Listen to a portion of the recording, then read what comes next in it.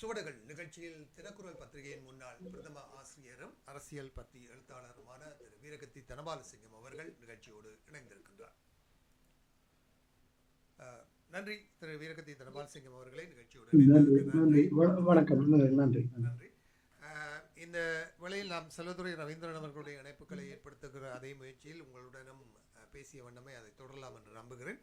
நேரம் கடந்து கொண்டிருப்பதால் தற்சமயம் திரு செல்லதுரை ரவீந்திரன் அவர்கள் நிகழ்ச்சியிலே பேசும்போது இந்த வர்த்தமானி அறிவித்தல் தொடர்பான வழக்கு இன்றும் நடந்து கொண்டிருப்பதாக தெரிவித்திருந்தார். இந்த வர்த்தமானி அறிவித்தலிலே என்பிபி அரசாங்கத்தின் நிலைப்பாடும் அரச நிலைப்பாடுகளை அமுல்படுத்துகின்ற அரசு அதிகாரிகளுடைய போக்குகள் என்பிபி அரசாங்கத்துக்கு ஒரு அழுத்தத்தை கொடுப்பதாக திரு செல்வதுரை ரவீந்திரன் அவர்கள் ஒரு கருத்தை தெரிவித்திருந்தார். உங்களுடைய பார்வையிலே நீங்கள் எவ்வாறு இந்த விடயத்தை நோக்குகிறீர்கள்? என்பிபி அரசாங்கம் அரசு அதிகாரிகளை தங்கள் கவனுக்கு கொண்டு வர முடியாமல் சிரமப்படுகிறார்கள் என்று நாங்கள் எடுத்துக்கொள்ளலாம். பொதுவாக தேசிய மக்கள் சக்தி அரசாங்கம் பதவிக்கு வந்த பிறகு பியூரோக்ரசி அரசாங்க உயர் அதிகார மட்டங்களில் இருந்து ஒத்துழைப்பு கிடைப்பதில்லை என்பதை ஜனாதிபதியும் முக்கியமான அமைச்சர்களும் வெளிப்படையாகவே சொல்லி இருக்கிறார்கள். அது இங்க தென்னிலங்கை அரசியல் வர்க்கத்தினுடைய ஊழல் சம்பந்தப்பட்ட பிரச்சனைகள், பல்வேறு பிரச்சனைகள், தென்னிலங்கை பிரச்சனைகள் சம்பந்தப்பட்ட விஷயங்களிலே அவர்கள் பெரிய முட்டுக்கட்டையாக இருக்கிறார்கள். தங்களுடைய கொள்கைகளை நடைமுறைப்படுத்துவதற்கு பழைய அரசாங்கங்களின் முன்னே அரசாங்கங்களின் கீழ் உயர் பதவிகள் இருந்தவர்கள் தொடர்ந்து இருப்பதால் அந்த அதிகார வர்க்க அந்த பியூரோக்ரசி இவர்களுக்கு ஒத்துழைப்பு வருவதில்லை என்றது ஒரு பொதுவான பிரச்சனை இருக்கிறது. அது ஜனாதிபதியே வெளிப்படையாக சொல்லியிருக்கிறார். மே 31 முதல் நீங்கள் உங்களை மாற்றிக்கொள்ளாவிட்டால் நாங்கள் உங்களை மாற்ற வேண்டி இருக்கும் என்று வெளிப்படையாக சொன்னார். லால்காந்தும் சுனில் கந்தனெட்டியும் சொன்னார்கள் அமைச்சர்கள், மூத்த அமைச்சர்கள். அடுத்த சுனாமி அதிகார வர்க்கத்துக்கு எதிராக, அதிகாரிகளுக்கு எதிராகத்தான் கிளம்பும் என்ற மாதிரி எல்லாம் கடுமையான துணிகளை பேசியிருந்தார்கள். அது ஒரு புறம். ஆனால் இப்ப இந்த காணி பிரச்சனை வடக்கிலே இந்த வர்த்தமானி அறிவித்தல் வெளியில் பட்டியலிடப்பட்ட காணிகளை பொறுத்த பிரச்சனையை ஆராய்வதற்காக பிரதமர் ஹன்னி அமரசூரிய 2 கிழமைக்கு முந்தைய நான் நினைக்கிறேன் கூட்டணி கடந்த தடவை பாராளுமன்றம் கூடிய பொழுது, இப்பொழுது கூடிக்கொண்டிருக்கிறது, கடந்த பாராளுமன்றம் கூடிய பொழுது வடக்கு கிழக்கு பாராளுமன்ற உறுப்பினர்கள் அனைவரையும் முஸ்லிம்கள் தமிழர்கள் எல்லாரையும் கூப்பிட்டு ஆராய்ந்தார். அந்த நேரத்திலே வெளிப்படையாகவே அந்த காணி அமைச்சர் அதிகாரிகள், முக்கியமான அமைச்சர் அதிகாரிகள் அந்த வர்த்தமானி அறிவித்தலை வாபஸ் வர முடியாது, வாபஸ் வரக்கூடாது என்றுதான் பிரதமரிடம் வலியுறுத்தியதாக அறிந்து கொண்டோம். அந்த அளவுக்கு இருக்கிறது. ஆனால் இந்த விடயத்திலே அரசாங்கம் தமிழ் மக்களை பாதிக்கின்ற இந்த பிரச்சனையிலே உண்மையிலேயே அது தமிழ் மக்களை பாதிக்கின்ற பிரச்சனை என்பதற்காக அது நடவடிக்கை ஒரு உகந்த நடவடிக்கை எடுப்பதற்கு தயங்குகிறதா, அல்லது இதையும் அதிகாரிகள் ஒத்துழைக்கவில்லை என்பதை காரணம் காட்டி தாமதித்து கொண்டு போகிறதா? வருகின்ற 28ஆம் தேதியுடன் இந்த என்ற கேள்வி இருக்கிறது. வருகின்ற 28ஆம் தேதியுடன் 3 மாதங்கள் முடிவடைகின்றன. மார்ச் 28 இந்த வர்த்தமானி அறிவித்தல் வெளியிடப்பட்டது. 3 மாத காலத்துக்குள் அந்த சட்டபூர்வமான உறுத்துடையவர்கள் அதற்கு உரிமை கோராத பட்சத்தில் அது அரசு உடைமையாக்கப்படும் என்று அறிவிக்கப்பட்டிருக்கிறது. இன்னும் 28ஆம் தேதிக்கு இன்று 20ஆம் தேதி இன்னும் 8 நாட்களே இருக்கிறது, ஒரு வாரம் இருக்கிறது. இன்று வழக்கு நடந்து கொண்டிருக்கிறது. அந்த வழக்கில் அதிகமாக ஒரு இடைக்கால தடை உத்தரவை பெறுவதற்குத்தான் சுமந்திரன் அதில் கேட்டிருந்தார். அவற்றை பிள்ளை அதுதான். ஆனால் அந்த வழக்கை பற்றி இன்னும் இதுவரையும் செய்தி ஒன்றும் வந்ததாக இல்லை. அதில் இடைக்கால தடை உத்தரவை ஒன்று எடுப்பதுதான் தற்போதைய இன்றைய சூழ்நிலையில உடனடியான ஒரு தீர்வாக இருக்க முடியும். அதை எடுத்துக்கொண்டு அடுத்த கட்டங்களுக்கு அது போராடுவதா, ஒத்துழையாமை எடுத்து நடத்துவதா, தொடர்ந்து வழக்கு நடத்துவதா என்ற பிரச்சனைகளை தீர்மானிக்கலாம். முதல் இந்த இடைக்கால தடை உத்தரவு கிடைப்பதே பெரியோரு சந்தர்ப்பமாக அமையும் என்பதுதான் எனது அபிப்பிராயம். ஆனால் அதுக்கு என்ன நடந்ததுன்னு தெரியவில்லை. நாங்கள் கலைத்து கொண்டிருக்கும் போது சில வேளை அந்த செய்தி வந்து சேரலாம். நான் இதற்கு முதல் சுமந்திரன் அவர்களுடன் உங்களுடன் பேசுவதற்கு முதல் சுமந்திரன் அவர்களுடன் தொடர்பு கொள்ளக்கூடிய பலரை அவருடன் நேரடியாக தொடர்பு கொள்ளவில்லை. பலரை அணுகினேன். அவரிடமிருந்து ஒன்றும் பதில் வருவதில்லை. அவர் நீதிமன்றத்தில் தான் இருக்கிறார் என்ற மாதிரி தான் சொன்னார்கள். அதனால் நான் நினைக்கிறேன் நாங்கள் பேசிக்கொண்டிருக்கும் பொழுது சில வேளை அந்த வரலாம். ஆனால் தற்போது நிலவரத்தை பொறுத்தவரை அதிகமாக ஒரு இடைக்கால தடை உத்தரவு கிடைத்தால் அது ஒரு தற்காலிகமாக இந்த பிரச்சனைக்கு ஒரு முடிவாக அமையும். அது இந்த வர்த்தமானி அறிவித்தலை வாபஸ் பெற வேண்டும் என்பதுதான் உண்மையான கோரிக்கை. அது நிறைவேற வேண்டும். ஆனால் அது இடைக்கால தடை உத்தரவு இப்போது வருவதாவது ஒரு நல்ல விடயமாக இருக்கும் என்பதுதான் எனது. திரு செல்வத்துறை ரவீந்திரன் அவர்கள் நம்மோடு நிகழ்ச்சியோடு இணைகிறார். அவருடைய இணைப்பு கிடைக்கும் என்று நம்புகிறேன். மொபைல் ஊடாக இணைந்திருக்கிறீர்களா? ஆமாம், நான் நினைக்கிறேன் எனக்கு ஐபேட்டில் பிரச்சனைகள் தருகிறபடியே நான் மொபைலே தொடர்ந்து இருக்கிறேன். சரி, நன்றி. நீங்கள் கேட்ட அந்த விடயத்தை தான் திரு தனபாலசிங்கம் அவர்களிடம் கேட்டிருந்தேன். இந்த அரசு அதிகாரிகளுடைய ஒத்துழைப்பு தொடர்பாகத்தான் நான் பேசிக்கொண்டிருந்தோம். நீங்கள் தயாரானதும் நாங்கள் தொடரலாம் மேடம். இல்லை, நான் மொபைலில் நான் தொடர்பு தயார். நன்றி, தொடரலாம். அது நாங்கள் எப்படி பார்ப்பது, அதாவது எங்களுக்கு ஆதங்கமாக இருப்பது வெளியாருக்கு, அதாவது பொது ஒளியில் இந்த வர்த்தமானி மீள்வாங்கப்படும் என்று உறுதி அளித்து விட்டு தேர்தலுக்கும் சென்றவர்கள் இப்பொழுது நீதிமன்றத்தில் தாங்கள் அப்படியாக ஒத்துக்கொண்டோம் என்று அதை முன்வைப்பதற்கு என்ன தயக்கம்? அதாவது எல்லாருமே காணி அமைச்சர் கூட இந்த கெசட் இந்த வர்த்தமானி மீள் பெறப்படும் என்று அறிவித்துவிட்டு நாங்கள் இப்படி சொன்னோம், ஆம் இது மீள்வாங்கப்படும், இத்தனையாம் தேதிக்கு மீள்வாங்கப்படும் என்று நீதிமன்றத்தில் ஒத்துக்கொள்வதற்கு என்ன தயக்கம்? அப்படியாக பார்க்கும் பொழுது இந்த அரசாங்கத்தினுடைய இன்டெகிரிட்டி, அதாவது உண்மைத்தன்மை அல்லது நம்பகத்தன்மை எவ்வளவு தூரம் பாதிக்கப்படுகிறது என்று சொல்லி நீங்க நினைக்கிறீர்கள் மக்களை பொறுத்தவரை? தமிழ் மக்களுடைய பிரச்சனை பொறுத்தவரை இந்த அரசாங்கத்தினுடைய நம்பகத்தன்மை ஏற்கனவே பாதிக்கப்பட்டிருக்கிறது தான் உள்ளூராட்சி தேர்தல்கள் முடிவுகளை காட்டும். அதுக்கு நாங்கள் இந்த காணி பிரச்சனையை மாத்திரம் எடுக்க வேண்டியது இல்லை. அது இப்ப சமகாலத்தில் உடனடி பிரச்சனையாக நாங்கள் அதை கையாளுவதால் நீங்கள் அதை சொல்கிறீர்கள். அந்த அரசாங்கத்தினுடைய நம்பகத்தன்மை பாதிக்கப்பட்டு தான் இருக்கிறது. என்றால் இந்த 6 மாத காலத்திலே, அதாவது ஜனாதிபதி தேர்தல், அடுத்து பாராளுமன்ற தேர்தலுக்கு பிறகு தொடர்ந்து 6 மாத காலத்தில் 7 மாத காலத்திலே தமிழ் மக்களுடைய பிரச்சனைகள் சுமத்தமாக அவருடைய மனிதாபிமான பிரச்சனைகள், போரின் மூலமாக ஏற்பட்ட பிரச்சனைகள், வாழ்வாதார பிரச்சனைகள், இந்த காணி பிரச்சனைகள், பல்வேறு பிரச்சனைகளில் எல்லாம் அரசியல் கைதிகளை விடுதலை செய்வது, காணிகளை விடுவிப்பது என்று பல்வேறு பிரச்சனைகள், காணிகளை அபகரிப்பது, இந்த தையட்டி பிரச்சனை போன்றவற்றில் எல்லாம் அரசாங்கம்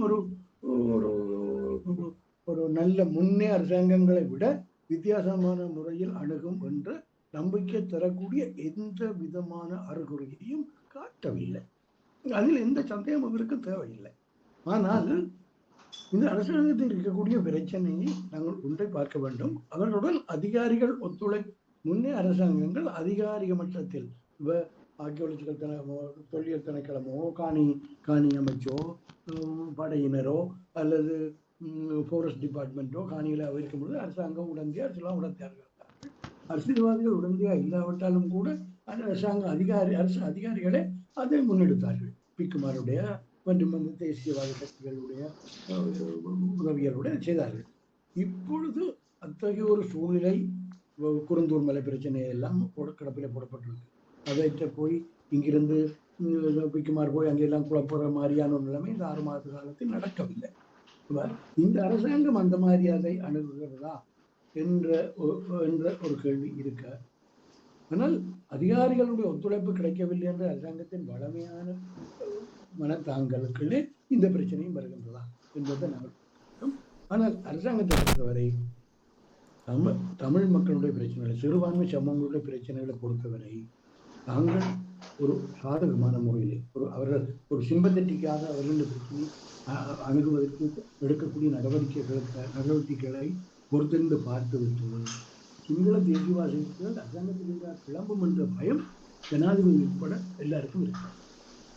அதனால் அவர்கள் தங்களுடைய பிரச்சனைகளிலே தங்களை கொமிட் பண்ண தயங்குகிறார்கள் என்றால் தங்களுக்கு எதிரான அலையோ அல்லது ஒரு ஒரு ஒரு முன்னெடுப்போ இனவாத அடிப்படையில் தான் கிளப்பக்கூடிய சாத்தியம் இருக்கிறது என்றால் பொருளாதார பிரச்சனையோ சட்டத்தினாட்சியையோ அதிகாரத்தில் பிரயோகத்தையோ அல்லது வேறு எந்த பிரச்சனையோ முன்வைத்துக் கொண்டு இந்த ராஜபக்சாக்களாலேயோ ரணிலாலேயோ சஜித்தாலேயோ வர முடியாது என்றால் அவர்கள் தான் அவ்வளவத்தை செய்தார்கள். அவர்கள் பொருளாதார பிரச்சனை நாங்கள் தீர்க்கத்தோடு அவங்களை மீண்டும் மாற்றி கேட்போம்னா யாரும் நம்ப போறதில்லை. நான் முறைகேடுகளை முடிவு கொண்டு வர போறோம் என்று சொன்னால் யாரும் நம்ப போறது.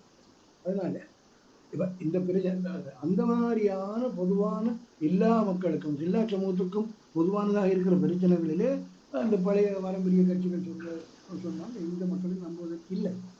ஆனால் அதனால் இந்த மாதிரியான பிரச்சனைகளிலே இனவாதத்தை தூக்கி கொண்டுதான் அவர்கள் இவர்களுக்கு எதிராக வருவார்கள். அதனால கடந்த இந்த 6 மாத காலத்துக்கு கூட பார்ப்போம், ஏதாவது ஒன்றை அனுகூலமாக அவர்கள் சொல்லிவிட்டார்கள் என்றால் சொல்லவில்லை என்பதுதான் தமிழர்களுடைய ஆதங்கம். அப்படி ஏதோ சொல்வதாக ஒரு சமைக்கு தெரிந்தால் கூட அதற்கு எதிராக சரத் வீரசேகராவோ உங்கள் வீரவன்சமோ எல்லாரும் கிளம்பி கதைப்பார்கள். அவர்கள் தங்களுக்கு எதிராக இனவாதத்தை பயன்படுத்தி இவர்கள் ஒரு இனவாதம் இருக்கிறது, அது வேற முடியாது, அது வேறாக ஆராயப்படக்கூடிய இனவாத அடிப்படையில் தான் சிங்கள தேசியவாதிகளை பயன்படுத்திக் கொண்டு இந்த பிரதான கட்சிகள் பழைய கட்சிகள் தங்களுக்கு எதிராக வரும் என்ற ஒரு பயம் இவர்களுக்கு இருக்கிறது.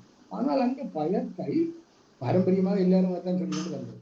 அந்த பயத்தை மாற்றத்தை கொண்டு வர போகின்ற மாற்றத்தை கொண்டு வர போகாத முறைமை மாற்றத்தை புதிய அரசியல் கலாச்சாரத்தை கொண்டு வர போவதாக சொல்லிக்கொண்டு பதவிக்கு வந்தவர்கள் வித்தியாசமான முறையில் அணுகுவதற்கான ஒரு அடியெடுத்து எடுத்து வைத்தால் மாத்திரம்தானே சிங்கள மக்கள் மத்தியில் எந்த அளவுக்கு அதுக்கு வரவேற்பு இருக்கிறது, எந்த அளவுக்கு எதிர்ப்பு இருக்கிறது தெரிய வரும். அவர்கள் எதையுமே எந்த விதமான ஒரு பாசிட்டிவான ஒரு ஸ்டெப்பையும் செய்யாமல் எதிர்ப்பு கிளம்புமங்களுக்கு எதிராக என்று நினைத்துக் கொண்டு பேசாமல் இருந்தால் அது கிட்டத்தட்ட இன்னொரு வகையில இனவாதத்துக்கு வலுவூட்டுகின்ற ஒரு செயலாகத்தான் அந்த மாதிரியா தான் நான் பார்க்கிறேன். இந்த வேளையில் நம்மோடு நிகழ்ச்சியில் மெல்பர்ன் நகரிலிருந்து ராஜ் இணைந்திருக்கிறார். வணக்கம் ராஜ். வணக்கம் சத்யபாலன், வணக்கம் எல்லோருக்கும், ஃபோக்கஸ் நேயர்களுக்கும். இதில் என்னென்றால் நீங்கள் அந்த வழக்கை பற்றி சொல்லியிருந்தீர்கள். இன்றைக்கு அவர்கள் 27ஆம் தேதி வரைக்கும் தவணை பெற்றிருக்கிறதாக செய்தி வந்திருக்கிறது. அரசாங்கம் 27ஆம் தேதி வரைக்கும், அதாவது ஒரு நாள் முதல் நாள் வரைக்கும் தங்களுக்கு அந்த முடிவை தெரிவிப்பதற்காக தவணை கேட்டிருக்கிறது. நன்றி நன்றி. சரி, நன்றி நன்றி. திரும்பவும் தவணை கேட்டிருக்கிறார்கள் என்று சொன்னால் பொது வழியில் சொல்லப்பட்ட ஒன்றையே வெளியால் வந்து தாங்கள் அதை நடைமுறைப்படுத்த வேண்டும் என்று சொல்வதற்குரிய திராணியோ அல்லது அந்த உண்மைத்தன்மையோ நம்பகத்தன்மையையோ அவர்கள் கொடுப்பதாக தெரியுது. அதுதான் முக்கியமாக நீங்கள் சொன்னது. அதாவது அவர்கள் இது பழமை போல பண்டாரநாயக்க 58ஆம் ஆண்டு எழுதிய ஒப்பந்தத்தை அவர் எப்படி சிங்கள பேரினவாதத்துக்கு பயந்து கிழித்தாரோ, பின்னர் திரும்ப திரும்ப ஜெயபோதனா நான் உங்களுக்கு தருவதற்கு ஒன்றும் மறுப்பில்லை, ஆனால் இங்குள்ள அவர்கிட்ட எதிர்ப்பார்கள் என்பதற்காக நான் உங்களுக்கு தருவதற்கு கஷ்டப்படுகிறேன் என்று சொன்னார். அதே பாணியைத்தான் ராஜபக்ச பாவித்தார், அதே பாணியை ரணில் பாவித்தார். இப்பொழுது அதே பாணியை இவர்கள் பாவிக்கும் பொழுது இங்கு மாற்றம் என்று சொல்லி நாங்கள் இதை பார்ப்பது அவர்களுக்காக இப்பொழுது தட்டம் காவி கொண்டு இருப்போர் ஒரு என்ன அண்டர்ஸ்டாண்டிங் அல்லது என்ன ஒரு புரிந்துணர்வில் இவர்கள் ஆதரவிக்கப்பட வேண்டும், இவர்கள் ஆதரவு கொடுக்க வேண்டும், நாங்கள் காலம் கொடுக்க வேண்டும் என்று கேட்கிறார்கள். ஜிஆருக்கு கொடுத்த காலம், பிரேமதாசாவுக்கு கொடுத்த காலம், பண்டாரநாயக்க கொடுத்த காலம் எல்லாத்தையும் கூட்டி கழித்தால் இவர்களுக்கு நாங்கள் காலம் கொடுப்பதான் முடியுமே ஒழிய இந்த பயம் அவர்களுக்கு எப்பொழுது தீரும்? நீங்கள் சொல்வதிலே ஒரு நியாயம், அடிப்படை நியாயம் இருக்கிறது.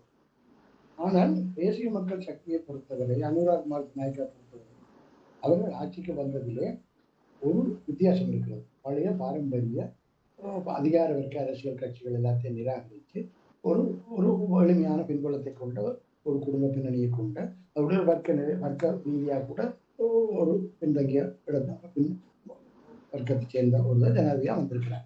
ஆனால் அவர்கள் தேசிய மக்கள் சக்தி என்ற ஒரு அவதாரத்தை எடுத்த பிறகு அதற்குள்ளே வந்திருக்கக்கூடிய சக்திகள் ஒரு தாராளவாத போக்குடையவையாக இருக்கக்கூடும் என்ற எதிர்பார்ப்பு பல தமிழ் மக்கள் மத்தியிலும் இருந்தது, தமிழ் அவதானிகள் மத்தியிலும். அத்துடன் இந்த இடதுசாரிகளாக இருந்தவர்கள் இப்போ இருக்கிறவர்கள் கிட்டத்தட்ட என்ன நானே வயது வந்தால் என்னை விட வயது போனவதான் அந்த இடதுசாரியா சிந்தனைகளோடு இருக்கிறார்கள். அவ கூட அந்த இவங்க ஏற்கனவே ஒரு இடதுசாரியா இருந்தவர்கள், ஒரு மார்க்சிய பின்னணியில இப்போ கட்சியை தொடங்கினவங்க. அதனால ஏதோ ஒரு இடதுசாரி மாற்றம் ஒன்று வந்திருக்கிறது என்று ஒரு நப்பாசையில நினைத்து திருப்திப்பட்டதும் உண்டு. ஆனால் அவர்களாலே இந்த சூழ்நிலையில எதையுமே செய்ய முடியாமல் இருக்கு என்பது பெரிய கவலைக்குரிய விடயம்.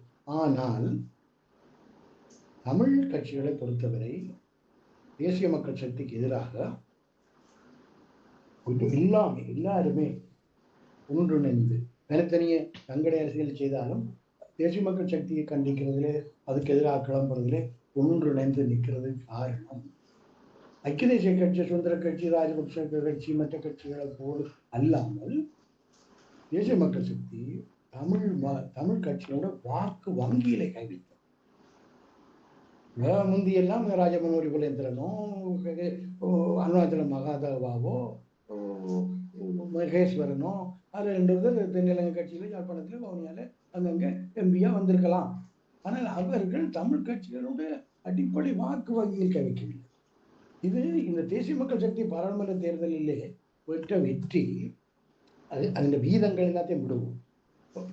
அங்க பெற்ற வெற்றி அது முன்னன்றும் இல்லாத வெற்றி. அந்த வெற்றி தமிழ் கட்சிகளுக்கு அவற்றின் எதிர்கால இடுப்பு பற்றி சண்டை ஒரு பயத்தை கொண்டு வந்தது இல்லவா?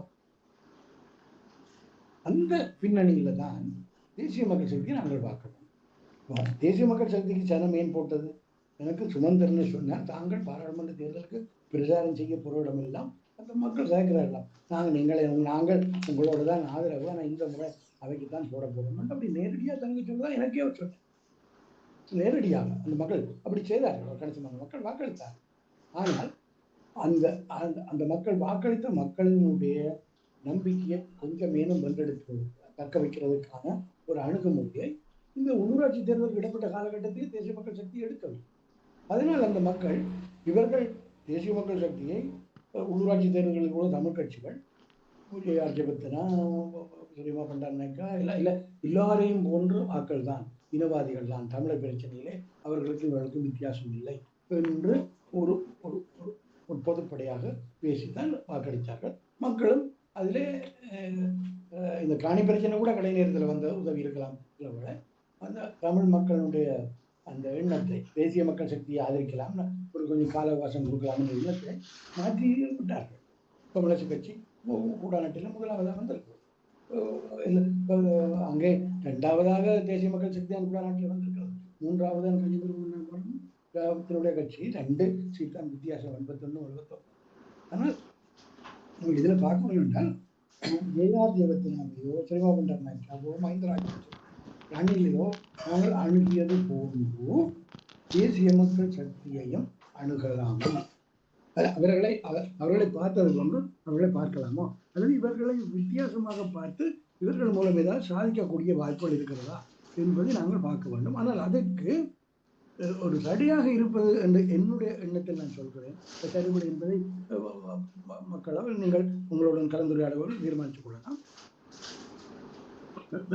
தங்களுடைய அரசியல் இருப்புக்கு அச்சுறுத்தலாக தேசிய மக்கள் சக்தி ஒரு அரசியலை செய்ய வந்ததால தான் அவர்கள் தேசிய மக்கள் சக்தியை பெரியோர் எதிரியாக அனுராவையும் விஜயாரையும் பண்டாரனாக்கா எல்லாரையும் ஒரே தராசில் போட்டு பார்க்குற ஒரு அணுகுமுறைக்கு வந்தார்கள். அது தங்களுடைய அரசியல் இருப்பை அடிப்படையாக கொண்டதே தவிர தமிழ் மக்களுடைய முழுதான நலன்களை அடிப்படையாக கொண்ட ஒரு அணுகுமுறையாக நான் பார்க்கவில்லை. அதனால் இந்த தமிழ் மக்களுடைய பிரச்சனைகளை கையாளுவதற்கு என்னதான் எங்கே நீங்கள் ஐக்கிய நாடுகள் மனித உரிமைகள் போய் பேசினா என்ன, ஏன் செக்யூரிட்டி கவுன்சிலில் கூட போய் பேசினா என்ன, ஜெனரல் கவுன்சிலில் போயினா என்ன, இந்த பூரத்தில் நீங்கள் பேசினாலும் இறுதியிலே கொழும்பில் வந்து இன்று கொழும்பில் இருக்கக்கூடிய நிர்வாகத்துடன் தான் நாங்கள் அரசாங்கம் ஒரு பொலிட்டிக்கல் செட்டில்மெண்ட்டை பற்றி பேசலாம். அதான் அனுசரணை இந்தியாவோ அமெரிக்காவோ உலகத்தில் எந்த நாடு வந்தாலும் பேச்சுவார்த்தை என்பது இவர்களோடு தான் நடத்தப்படணும். அதனால் இவர்களுடன் நாங்கள் ஊடாட்டத்தை செய்வதற்கு ஒரு லீவையை வச்சு கொள்ளணும். முற்றும் முழுதாக அறுப்பது வேற தேர்தல் அரசியல், அங்கே வாக்கு வேண்டிய வாக்குகளை அவர் எடுக்கிறார். அதனால அதுக்காக இப்போ இந்த அரசாங்கத்தோடு ஒரு ஊடாட்டத்தை செய்வதற்கு ஒரு சின்ன இடைவெளியை, ஒரு கொரிடோரை வச்சு கொண்டு நாங்கள் அணுகுமுறையை கையாளுறது நல்லதாக இருக்கும். ஆனால் எல்லா சிங்கள அரசாங்கங்களையும் கையாண்ட மாதிரி இவர்களை கையாளணும். இவர்கள் அவரோட மோசமானவர்கள். இவர்கள் தான் ராஜபக்சவுக்கு போரை நடத்துவதற்கு உத்வேகம் கொடுத்தவர்கள். ராஜபக்சவை போரை முழுமூச்சாக நடத்துவதற்கு உத்வேகம் கொடுத்தவர்களை நாங்கள் தான் என்று கிரெடிட் கிளைம் பண்ணினவர்கள். அந்த நேரத்திலேயே ராஜபக்ச போரை நடத்தின நேரத்திலே ஏவிபியின் கண்ட்ரோல் முற்று முழுதாக அதை மீண்டும் சிங்கள மக்கள் மத்தியில் செல்வாக்குடைய கட்சியாக மாற்றணும் பண்ணுறதுக்காக சோமவன்சவரத்தை முற்று முழுதாக இனவாதத்துக்கு போனார். விமல் வீரவன்ச கொடிகட்டி பிறந்த காலம் அது. அதுக்கு அனுரா வந்த பிறகு அத்தகைய ஒரு நிலைமை இருக்கவில்லை. ஆனால் அனுரா தேசிய மக்கள் ஜேவிபிக்குள்ளே விமல் வீரவன்ச சோமவன் சமரசிங்க மற்றும் ஆட்கள் தலையெடுத்து இனவாதத்தை கக்கின நேரத்திலே, வடக்கு கிழக்கு இணைப்பை துண்டிக்கப்பட்ட நேரத்திலே, போருக்கு முழுமையாக உத்வேகமாக போரை முன்னெடுக்கணும் என்று ராஜபக்சவுக்கு ஆதரவு கொடுத்த நேரத்திலே, படையினரை திரட்டிய நேரத்திலே அனுராகுமார் நிலைப்பாட்டை வெளிப்படுத்தினார் அல்லது அவர்களுக்கு வித்தியாசமான நிலைப்பாட்டை வெளிப்படுத்தினாரா என்பதை பற்றி எங்கள்கிட்ட எந்த பதிலும் இல்லை. அதனால் எங்களை யாருக்குமே நாங்கள் பன்னீர் தெளிக்கவும் முடியாது, சர்டிஃபிகேட் கொடுக்கவும் முடியாது. ஆனால் இருக்கின்ற நிலைமையை பயன்படுத்துவது கஷ்டமாக இருக்கிறது. ஆனால் எங்களுக்கு வேறு வழி என்ன இருக்கிறது? நீங்கள் பாருங்கள், ஒரு நிமிடம். உள்ளூராட்சி தேவைகள் கைப்பற்றப்படுகின்றன. வார்த்தை எனக்கு அங்கே நிர்வாகங்கள் அமைக்கப்படுகின்றன. தேர்தலிலே சொன்னார்கள், தமிழ் கட்சிகள் தனித்தனியாக போட்டியிட்டாலும் நாங்கள் நிர்வாகங்களை அமைக்கும் பொழுது இந்த தேர்தல் முறையின் கீழ் அது சிக்கலாக வரும், அதனால் நாங்கள் ஒத்துழைப்போம் என்று சொன்னார். ஆனால் தேர்தல் வந்ததும் 2 முகாமாக பிரித்தார். ஒன்று தமிழரசு கட்சி, ஒன்று தமிழ் தேசிய பேரவை என்று சித்தார்த்தன், சுயேத் பிரேமச்சந்திரன் ஆக்களையும் சேர்த்து கொண்டு, அதுக்கு முதல் சிவாஜிலிங்கம், ஸ்ரீகாந்தா, ஐங்கரநேசன் போன்றவர்களையும் சேர்த்து கொண்டு கஜேந்திரகுமார் பொன்னம்பலத்தினுடைய தமிழ் தேசிய மக்கள் முன்னணி ஒரு முகாமாக இருக்கிறார். இந்த தேர்தலுக்கு பிறகு இந்த 2 முகாமாக வந்திருக்க வேண்டிய தேவையில்லை. இவர் வவுனியாவிலே தேசிய மக்கள் சக்தி ஆட்சியை கைப்பற்றக்கூடாது என்பதற்காக சைக்கிள், தங்கு, வீடு எல்லாம் சேர்ந்து ஒரு சங்கக்காரனை தலைவராக கொண்டு வர முடியுமாக இருந்தால், ஏன் மற்ற சபைகளையும் அந்த மக்களுக்கான ஒரு அடிப்படை தேவைகளை நிறைவேற்றுவதற்கான ஒரு நிர்வாக அமைப்பை செய்வதற்கு ஒத்துழைக்க முடியாது? ஏன் இந்த குடாநாட்டுகளையும் வன்னியர்களை மற்ற பகுதிகளையும் இந்த போட்டி வவுனியாவில் காட்டிய அந்த அணுகுமுறையை ஏன் உங்களால் காட்ட முடியவில்லை? தேசிய மக்கள் சக்தி அங்கே வென்றுவிடும் என்பதற்காக நீங்கள் எல்லாரும் சேர்ந்து அங்கே செய்யணும். அதே போன்ற ஒரு அணுகுமுறையை ஏன் வடக்கு செய்யாது?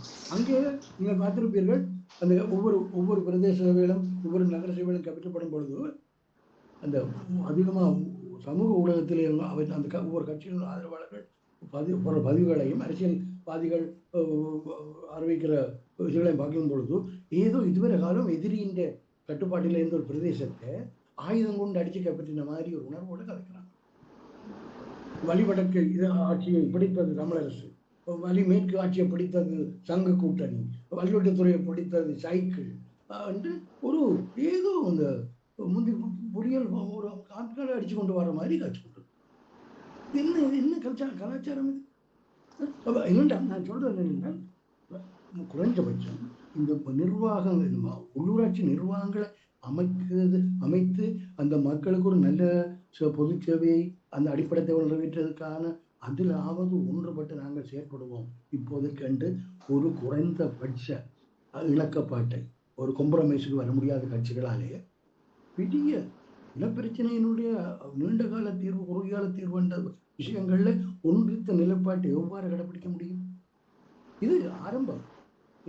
எங்களுடைய தமிழர்கள், வடக்கு கிழக்கு தமிழர்கள் ஆட்சி முறைக்கு அருகதை இல்லாதவர்கள் என்பதை இதுவரை காட்டியிருக்கிறார். விக்னேஸ்வரன் மாகாண சபை கொடுத்தோம். அவர் சிவாஜிலிங்கத்தோடு இனப்படுகொலை தீர்மானம் தான் நிறைவேற்றின தீர்மானத்தில் உள்ள உள்ளடக்கத்தை நான் பிழையவில்லை. இல்லை, அது அதற்குரிய வேலையும் இல்லை. அந்த நேரத்தில் அவருக்கு எத்தனையோ வேலை இருந்தது. ஒன்றையும் செய்யாமல் ஏதோ ஒரு ஒரு ஒரு ஒரு அல்ட்ரா ஒரு ஒரு தீவிர தேசியவாத நிலைப்பாட்டுக்குரிய தன்னை காட்டி அந்த மாகாண சபை முறையை சீரழிச்சதுல விக்னேஷ் பெரிய பங்களிப்பு இருக்கிறது ஏதாவது செய்யலாம்.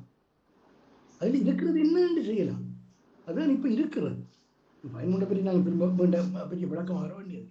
அப்போ நிர்வாகங்களை நடத்துவதில் ஆட்சி முறையில் தமிழர்கள் ஒரு ஒரு ஒரு ஒரு அனுபவம் இல்லாதவர்கள் அல்லது அது தெரியாதவர்கள் என்பதை காட்டிக் கொண்டார்கள். இப்போ தேசிய மக்கள் சக்தி பிடிக்க போதுண்டாக்க தான் எல்லாருமே உண்டாகிங்க, அவனுக்கு எதிராக பேசுனீங்க. இப்போ நீங்கள் அந்த தேர்தலுக்கு முன்னர் மக்களுக்கு சொன்ன அந்த ஒரு சொல்லை கூட காப்பாற்றுறதுக்கு உங்களுக்கு அருகதை இல்லையே. இங்கே இன்னொரு பிரச்சனை நான் சொல்கிறேன், வெளிப்படையாகவே சொல்கிறேன். தமிழ் அரசியல் குறிப்பாக வடக்கில் சுமந்திரன் வர்சஸ் ராஜேந்திரகுமார் பொன்னம்பலம் என்ற பர்சனாலிட்டி கிளாஸுகளை மாட்டுப்பட்டு நான் இதில் எந்த பக்கமும் இல்லை, எனக்கு அது தேவையும் இல்லை. ஆனால் சித்தார்த்தனை சேர்க்கிறீர்கள், சுரேஷ் பிரமச்சன் சேர்க்கிறீர்கள், சிவாஜிலிங்கத்தை சேர்க்கிறீர்கள், ஸ்ரீகாந்தாவை சேர்க்கிறீர்கள், வேறு வேறு அந்த காலத்தில் தூளி என்பதை சேர்க்கிறீர்கள். இங்கால நக்லாசம் போய் சேர்க்கிறத பெரிய பாவம் என்று சொல்றீங்க. ஒவ்வொரு இந்த தீவிரவாத இயக்கங்களாக இருந்து கட்சிகளாக வந்தவர்கள் எல்லோருமே விடுதலை புலிகளுக்கு எதிராக இராணுவத்தோட அரசாங்கத்தோடு சேர்ந்து ஒவ்வொரு காலகட்டங்களில் ஒரு கட்டத்தில் இந்திய இராணுவம் சேர்ந்து இராணுவ ரீதியாக அரசியல் செய்யப்பட்டவர்கள் தான். அவர்கள் ரெண்டு எல்லாரும் அரசியல் கட்சிகள். அவர்களிடம் இன்று ஆதரவை கேட்பதிலே என்ன விதத்தில் என்ன கிரைட்டீரியாவை பயன்படுத்தி என்ன கிரைட்டீரியா? எல்லாரும் அவருடைய இருந்தார்கள், எல்லாரும் இராணுவத்துடன் இருந்தார்கள். சித்தார்த்தன் இருந்தார், சுரேஷ்வரன் இருந்தார், செல்வம் இருந்தார், எல்லாரும் ஒவ்வொரு கட்டத்தில் இருந்தார். கடைசி போர் முடியும் வரைக்கும் இருந்தார். அவர்களுக்கு இடையிலே வேறுபாடு காண்பதிலே என்ன விமானத்தை பயன்படுத்தி நீங்கள் தமிழக கட்சி செய்தால் சரி, நீங்கள் செய்தால் சரி, இவர்கள் கொள்கை கூட்டு என்ன கொள்கை கூட்டு? நீங்கள் உள்ளூராட்சி செலவுகளை படிப்பதற்காக மாத்திரம்தானே உணக்கப்பாடு செய்தீர்கள். அதுக்கு என்ன கொள்கை கூட்டு? அதனால் இந்த பழைய பல்லவிகளை விட்டுவிட்டு இந்த குறைஞ்சபட்சம் இந்த நிர்வாகங்களை உள்ளூராட்சி நிர்வாகங்களை ஒழுங்காக செய்து நாங்கள் ஆட்சி முறைக்கு தகுதியுள்ள அரசியல் வர்க்கம் என்று காட்டுறதுக்காவது இந்த சந்தர்ப்பத்தை பயன்படுத்தலாம். வவுனியாவில் எல்லாரும் சேர்ந்து வாக்களிக்க முடியுமாக இருந்தால் ஏன் யாழ்ப்பாணத்துக்குள்ளே வன்னிக்குள்ளே செய்ய முடியாது? பிரச்சனை. மீண்டும் நாங்கள் வந்து தொடங்கின இடம் அனுராவை பயன்படுத்துறது, இந்த அரசாங்கத்தை பயன்படுத்துறது, அதிலே ஒரு சிக்கல் இருக்கத்தான் செய்கிறது. ஆனால் இந்த அரசாங்கத்தோட ஒரு ஊடாட்டத்தை முற்றுமுழுதாக செய்ய முடியாமல் போகக்கூடிய சூழ்நிலைக்கு வழிவகுக்கக்கூடிய ஒரு அணுகுமுறையை கையாளாமல் விடுவது நடைமுறைக்கு தேவையான ஒரு விஷயம் என்பது. அதில் கொள்கை ஒன்றையும் பேச வரவில்லை. அந்த சாத்தியக்கூறுகள் சம்பந்தமாக புலர்க்க தேசத்திலிருந்து பொது வழியில் பகிரப்பட்ட ஒரு கருத்தை நான் உங்களுக்கு அனுப்பியிருந்தேன். பொது வழியில் கூட புலம்பெயர்கள் கூட அனுரா அரசுக்கு ஒரு சந்தர்ப்பத்தை கொடுக்க வேண்டும் என்ற ஒரு அபிப்பிராயம் இருக்கின்றது. ஆனால் வரலாற்று ரீதியாக நீங்கள் எடுத்த விடயத்தை ரெண்டை சொல்ல வேண்டும். அனுரா போரை முன்னெடுத்து செல்வதில் என்ன பங்கு வகித்தார் என்பதை பற்றி எங்களுக்கு தெளிவான பார்வை இல்லை என்று சொன்னீர்கள். ஆனால் அனுரா வசீகரமானவர் தான். அனுரா அவருடைய நடைமுறைகளில் வித்தியாசங்கள் இருக்கின்றன. ஆனால் அனுரா சோமவன்ச அமர்சிங்கவினுடைய தலைமையின் கீழ் வளர்த்தெடுக்கப்பட்டவர். தமிழ் மக்களை பொறுத்தளவில் ஒரு நாடு ஒரு இனம், காணிகள் எல்லாம் ஒரு அரசாங்கத்துக்கு சொந்தமானது என்ற அந்த நடைமுறையில், அதாவது விஜய் உயிராவின் 73ஆம் ஆண்டு ஜேவிபி கொள்கை திட்டத்தை முழுமையாக பின்பற்றியவர். அதன் பின்னர் அனுரா போர் ஒப்பந்தத்தை ரத்து செய்ய வேண்டும் என்று சொல்லி கண்டிர யாத்திரை எல்லாம் செய்தவர். ஆகவே அவருடைய பணி அரசியலுக்காக அவர் சிங்கள பேராண்மை என்றாலும் அவர் சிங்கள பௌத்த நிலைப்பாட்டை உறுதிப்படுத்தி கொண்டே வந்தவர். ஆனால் அவரைத்தான் நாங்கள் இப்பொழுது இப்படி பேசுகிறார் என்று தனித்து பார்த்தாலும் அவரோடு இயங்கிக் கொண்டிருந்த காரியதரிசியான கில்வின் சில்வா, ஹேரத் போன்றவர்கள் எல்லோரும் கொள்கை அடிப்படையில் இந்த தீவிரவாத கொள்கை பிடிப்பை கொண்டவர்கள். அப்ப இவர்களோடு இன்றைக்கு அவர்களுக்கு ஆதரவு தந்து கொண்டு யாழ்ப்பாணத்தில் பயணிக்கும் புத்திஜீவிகள் அல்லது அநேகமான ஆதரவாளர்கள் வந்து யாழ்ப்பாண கலாசாலைகளில் தான் இருக்கிறார்கள் பேராசிரியர்களாக. இவர்கள் என்ன புரிந்துணர்வில் ஐக்கிய மக்கள் தேசிய கட்சியுடன் இயந்து பயணித்துக் கொண்டிருக்கிறார்கள் தற்சமயம்? அவர்களும் ஏதோ ஒரு பதவியா அல்லது போனால் அவர்கள் பதவியை பற்றி எனக்கு தெரியவில்லை. ஒவ்வொரு தடவை தங்கட தேவைகளுக்கு அரசாங்கங்களை நாடுகிறது என்பது தமிழர்களுக்கு ஒன்றும் புதிய விஷயம் இல்லை. ஆனால் ஒரு அடிப்படை விஷயத்தை பார்க்கணும் என்றால், நான் நினைக்கிறேன் நீங்கள் சொல்லுகிற இந்த பல்கலைக்கழக கல்விமான்களோ அல்லது புத்திஜீவிகளோ அவர்கள் முன்னைய அரசாங்கங்களோட வித்தியாசமான ஒரு அரசாங்கம் இது.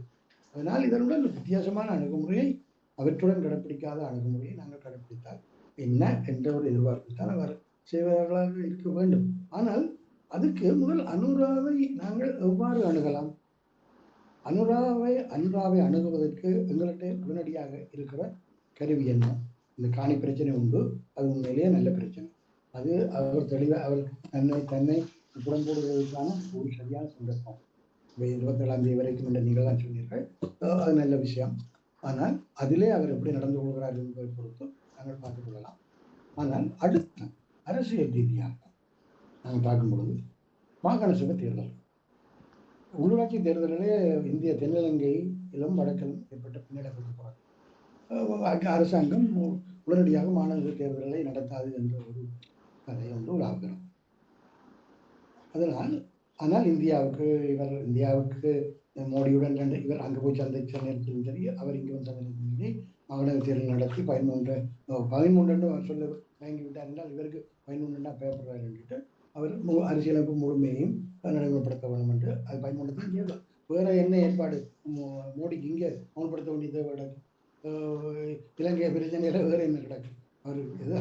அவருக்கு என்ன மற்றது என்ன நிறைவேற்ற அதிகாரம் என்ன இல்லாம பண்ண போறோம்னு மோடி கேட்க போறாங்க. இல்லை, 13 தான் அவர் அப்படி இல்லாமல் சுற்றி வளைச்சு இவருக்கு ஒரு அசௌகரி தூக்க கூடாதுன்னு சொன்னார். அப்படி அவர் சொல்லியிருக்கார். அப்படியும் அதிகமாக அடுத்த வருஷத்துல நடக்கக்கூடிய நான் நினைக்கிறேன், என்னுடைய இதுவா. அதனால் அவர் தாமதிப்பார் அல்லது அனுராவிடம் ஒரு உத்தரவாதத்தை எப்ப தேர்தலை நடத்த போகிறீர்கள். விடுதலை புலிகள் 13 நிராகரித்தார்களுக்காக இன்றைக்கே நிராகரித்துக் கொண்டிருக்கிற தமிழ் கட்சிகள் அந்த விடயத்தில் ஒரு முட்டாள்தனமான காரியத்தை செய்கின்றனர். இன்னைக்கு அனுராவுக்கு ஏதாவது தமிழ் தரப்பிலிருந்து ஒரு அரசியல் ரீதியாக நெருக்குதலை கொடுக்க முடியும் என்றால் மாகாண தேர்தலை நடத்து, அல்லது மாகாண தேர்தலை நடத்தினாலும் மாகாண சபைகளை அமைத்தால் முதலமைச்சருக்கு செயல்பட முடியாத அளவுக்கு ஆளுநருக்கு அதிகாரங்கள் கூட இருக்கு. ஆளுநர்கள் அதிகாரங்களை குறைப்பதற்கான சட்டம் இதில் கொண்டு வா.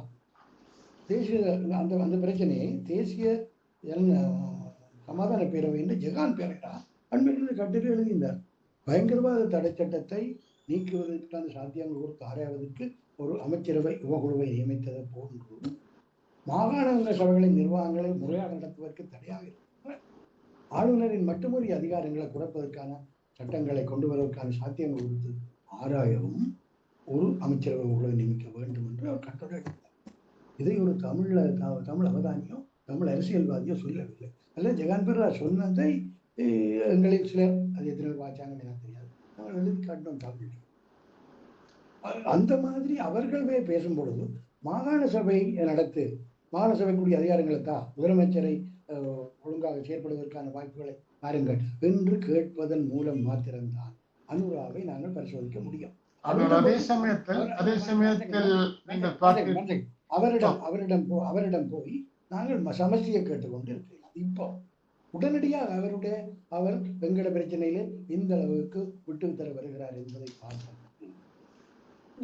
இதுதான் சந்தர்ப்பம். ஆனால் அவர்கள் அதை பற்றி கேட்கிறார்களே. அண்மையிலே ஒரு பத்திரிகை மாநாட்டில் சிவஞானத்திடமும் சிவிகே சிவஞானம் ஐயாவிடமும் ஒரு டான் டிவி இன்டர்வியூவில் ஸ்ரீதரனிடம் பாராளுமன்றம் சுமந்திரன் முதலமைச்சர் வேட்பாளராக வர விரும்புவதாக கூறியிருக்கிறாரே என்று கேட்ட பொழுது மாகாண சபைகளை பற்றி இப்பொழுது பேசாதீர்கள், அது எப்போ நடக்கும்னு தெரியாது, அது வார நேரம் பார்ப்போம்.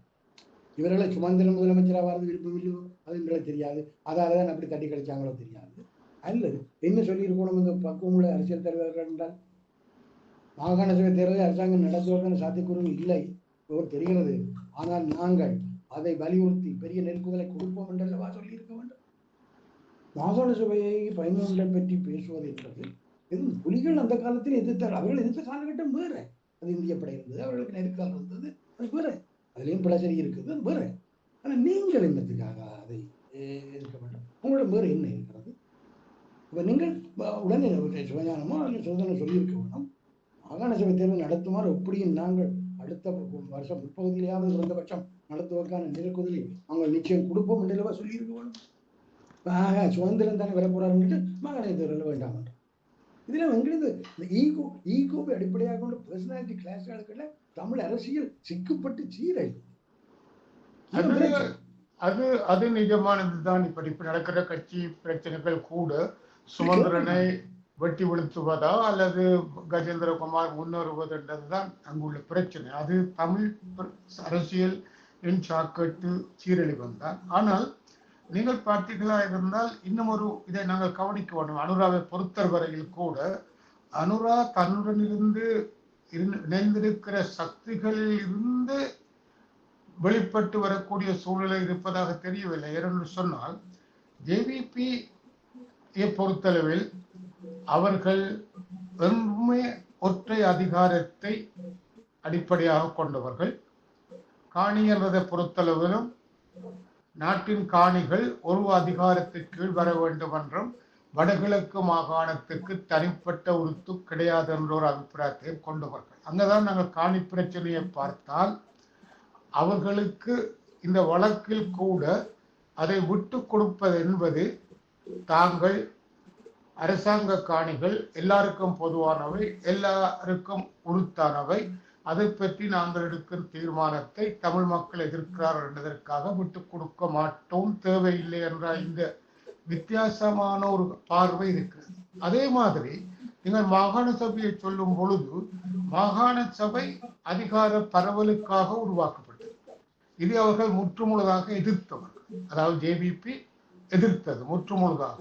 ஆகவே இப்பொழுது அதிகார பரவை கொடுப்பது என்பது அவர்கள் தேர்தலுக்காக பேசி இருந்தாலும் நடைமுறையில் அவர்களுடைய அடிப்படை கொள்கையை விட்டுக் கொடுப்பதாக முடியும் என்று சொல்லி அனுரா எவ்வளவுதான் பேசினாலும் எவ்வளவுதான் தண்டித்தாலும் அவருடைய கட்சி கொள்கை இடம் கொடுக்குமா என்ற கேள்வி இருக்கு. அல்லாத போனால் அவர்களுக்கு அந்த ஆர்வம் இருக்கின்ற ஒரு துணியை காட்டுவதாக இருந்தால் சாணக்கியன் முன்வைத்த தனிப்பட்ட பிரேரணியை மிகவும் ஆதரவு கொடுத்து முன்னேற்றி மாகாண சபை தேர்தலை வைக்க போகிறோம் என்ற ஒரு அறிவித்தலையாவது கொடுக்கலாம். அப்படி ஒன்றுமே இல்லை.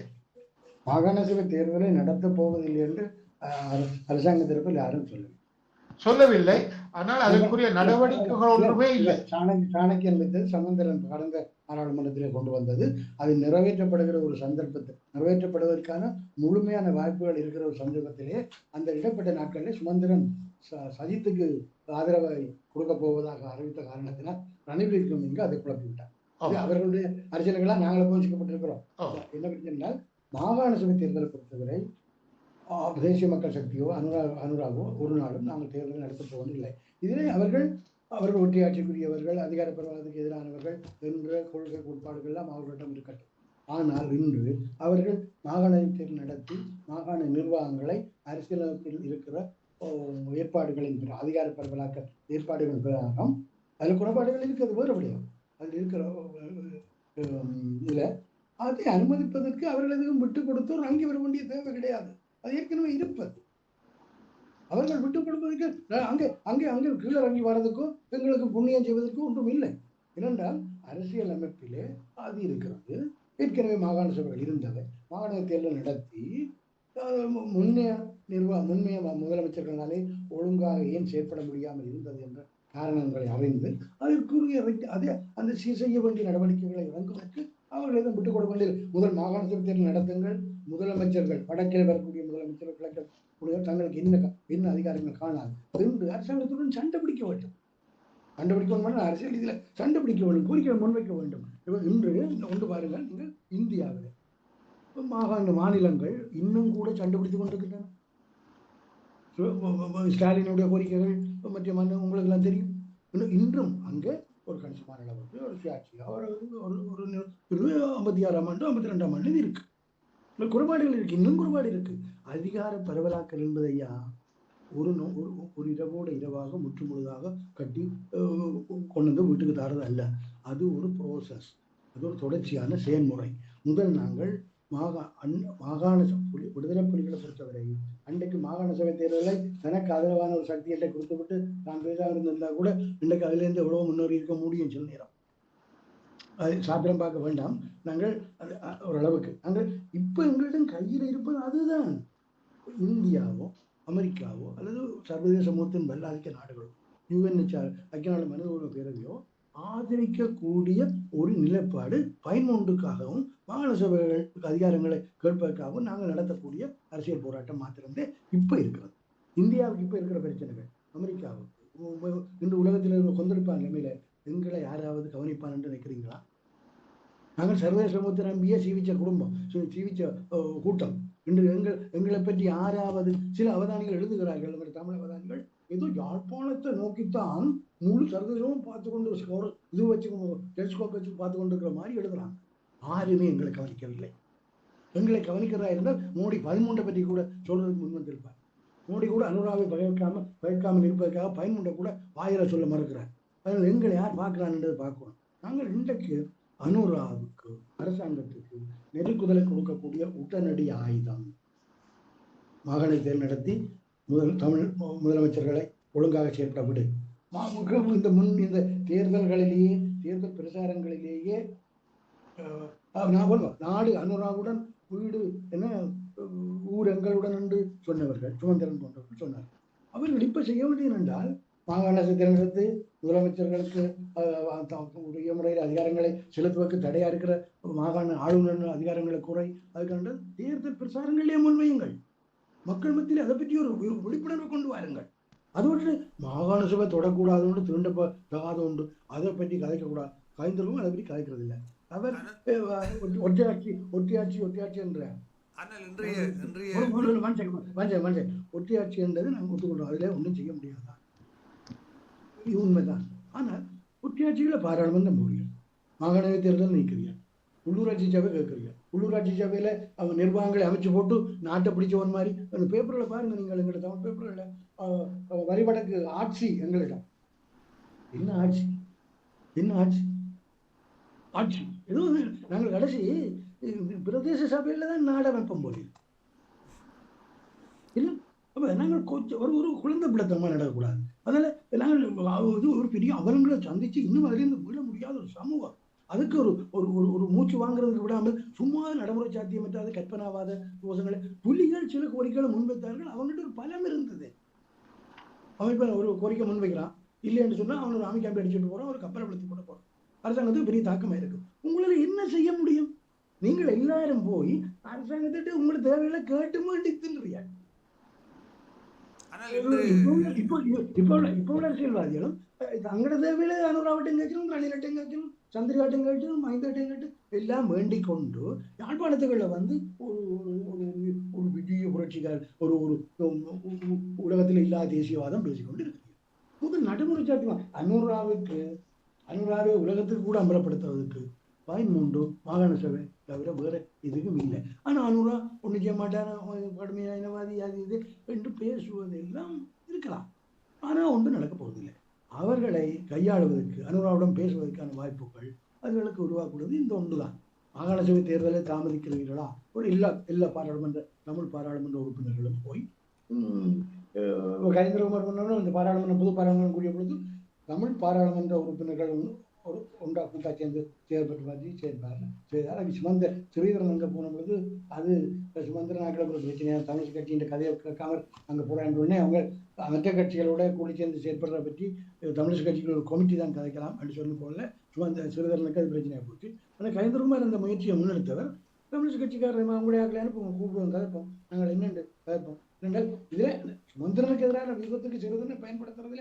நாட்டின் அக்கறை அளவுக்கு தமிழ் எம்பிக்கள் மத்தியில் அக்கறை ஐக்கியத்தை கொண்டு வரதுக்கு காட்டே விளங்கிக் கொள்ளணும்.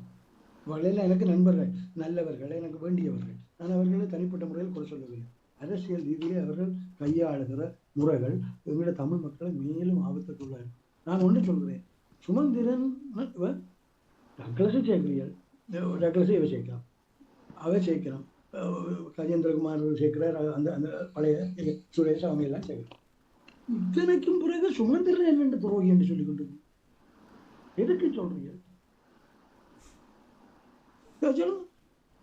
இத்தனைக்கு பிறகு சுமந்திரனோட உங்களுக்கு ஒரு கவுன்சிலருக்கு வர முடியாது. இருக்கு காரணம் என்ன? அவர் ஏக்கியராஜ்யம் தரப்போறாங்க. அவனுக்கு ஏக்கியராஜ்யம் அது ஒற்றுமித்த நாடுன்றதை ரவீந்திரமா சொல்றது கொஞ்சம் தயக்கம். ஏக்கியராஜ்யம் சிங்கள வரைக்கும் ஏதோ சிங்களத்துக்கு ஏதோ கொண்டு விட போறாங்க. ஏக்கியராஜ்யம் இப்ப எங்க இருக்கிறீங்க? 72ஆம் ஆண்டுக்கு பிறகு எங்க இருக்கிறீங்க? உங்களுக்கு தெரியும், நீங்கள் ஒரு சட்டத்திரணி, அந்த காலத்துல எங்களோட மூத்தவர், உங்களுக்கு அந்த சஞ்சோனி உங்களுக்கு ஒரு அனுபவம் இருக்கு. அவங்க தெரியும் 72க்கு பிறகு 72 தான் ஒற்றையாட்சி கூடப்பட்டது.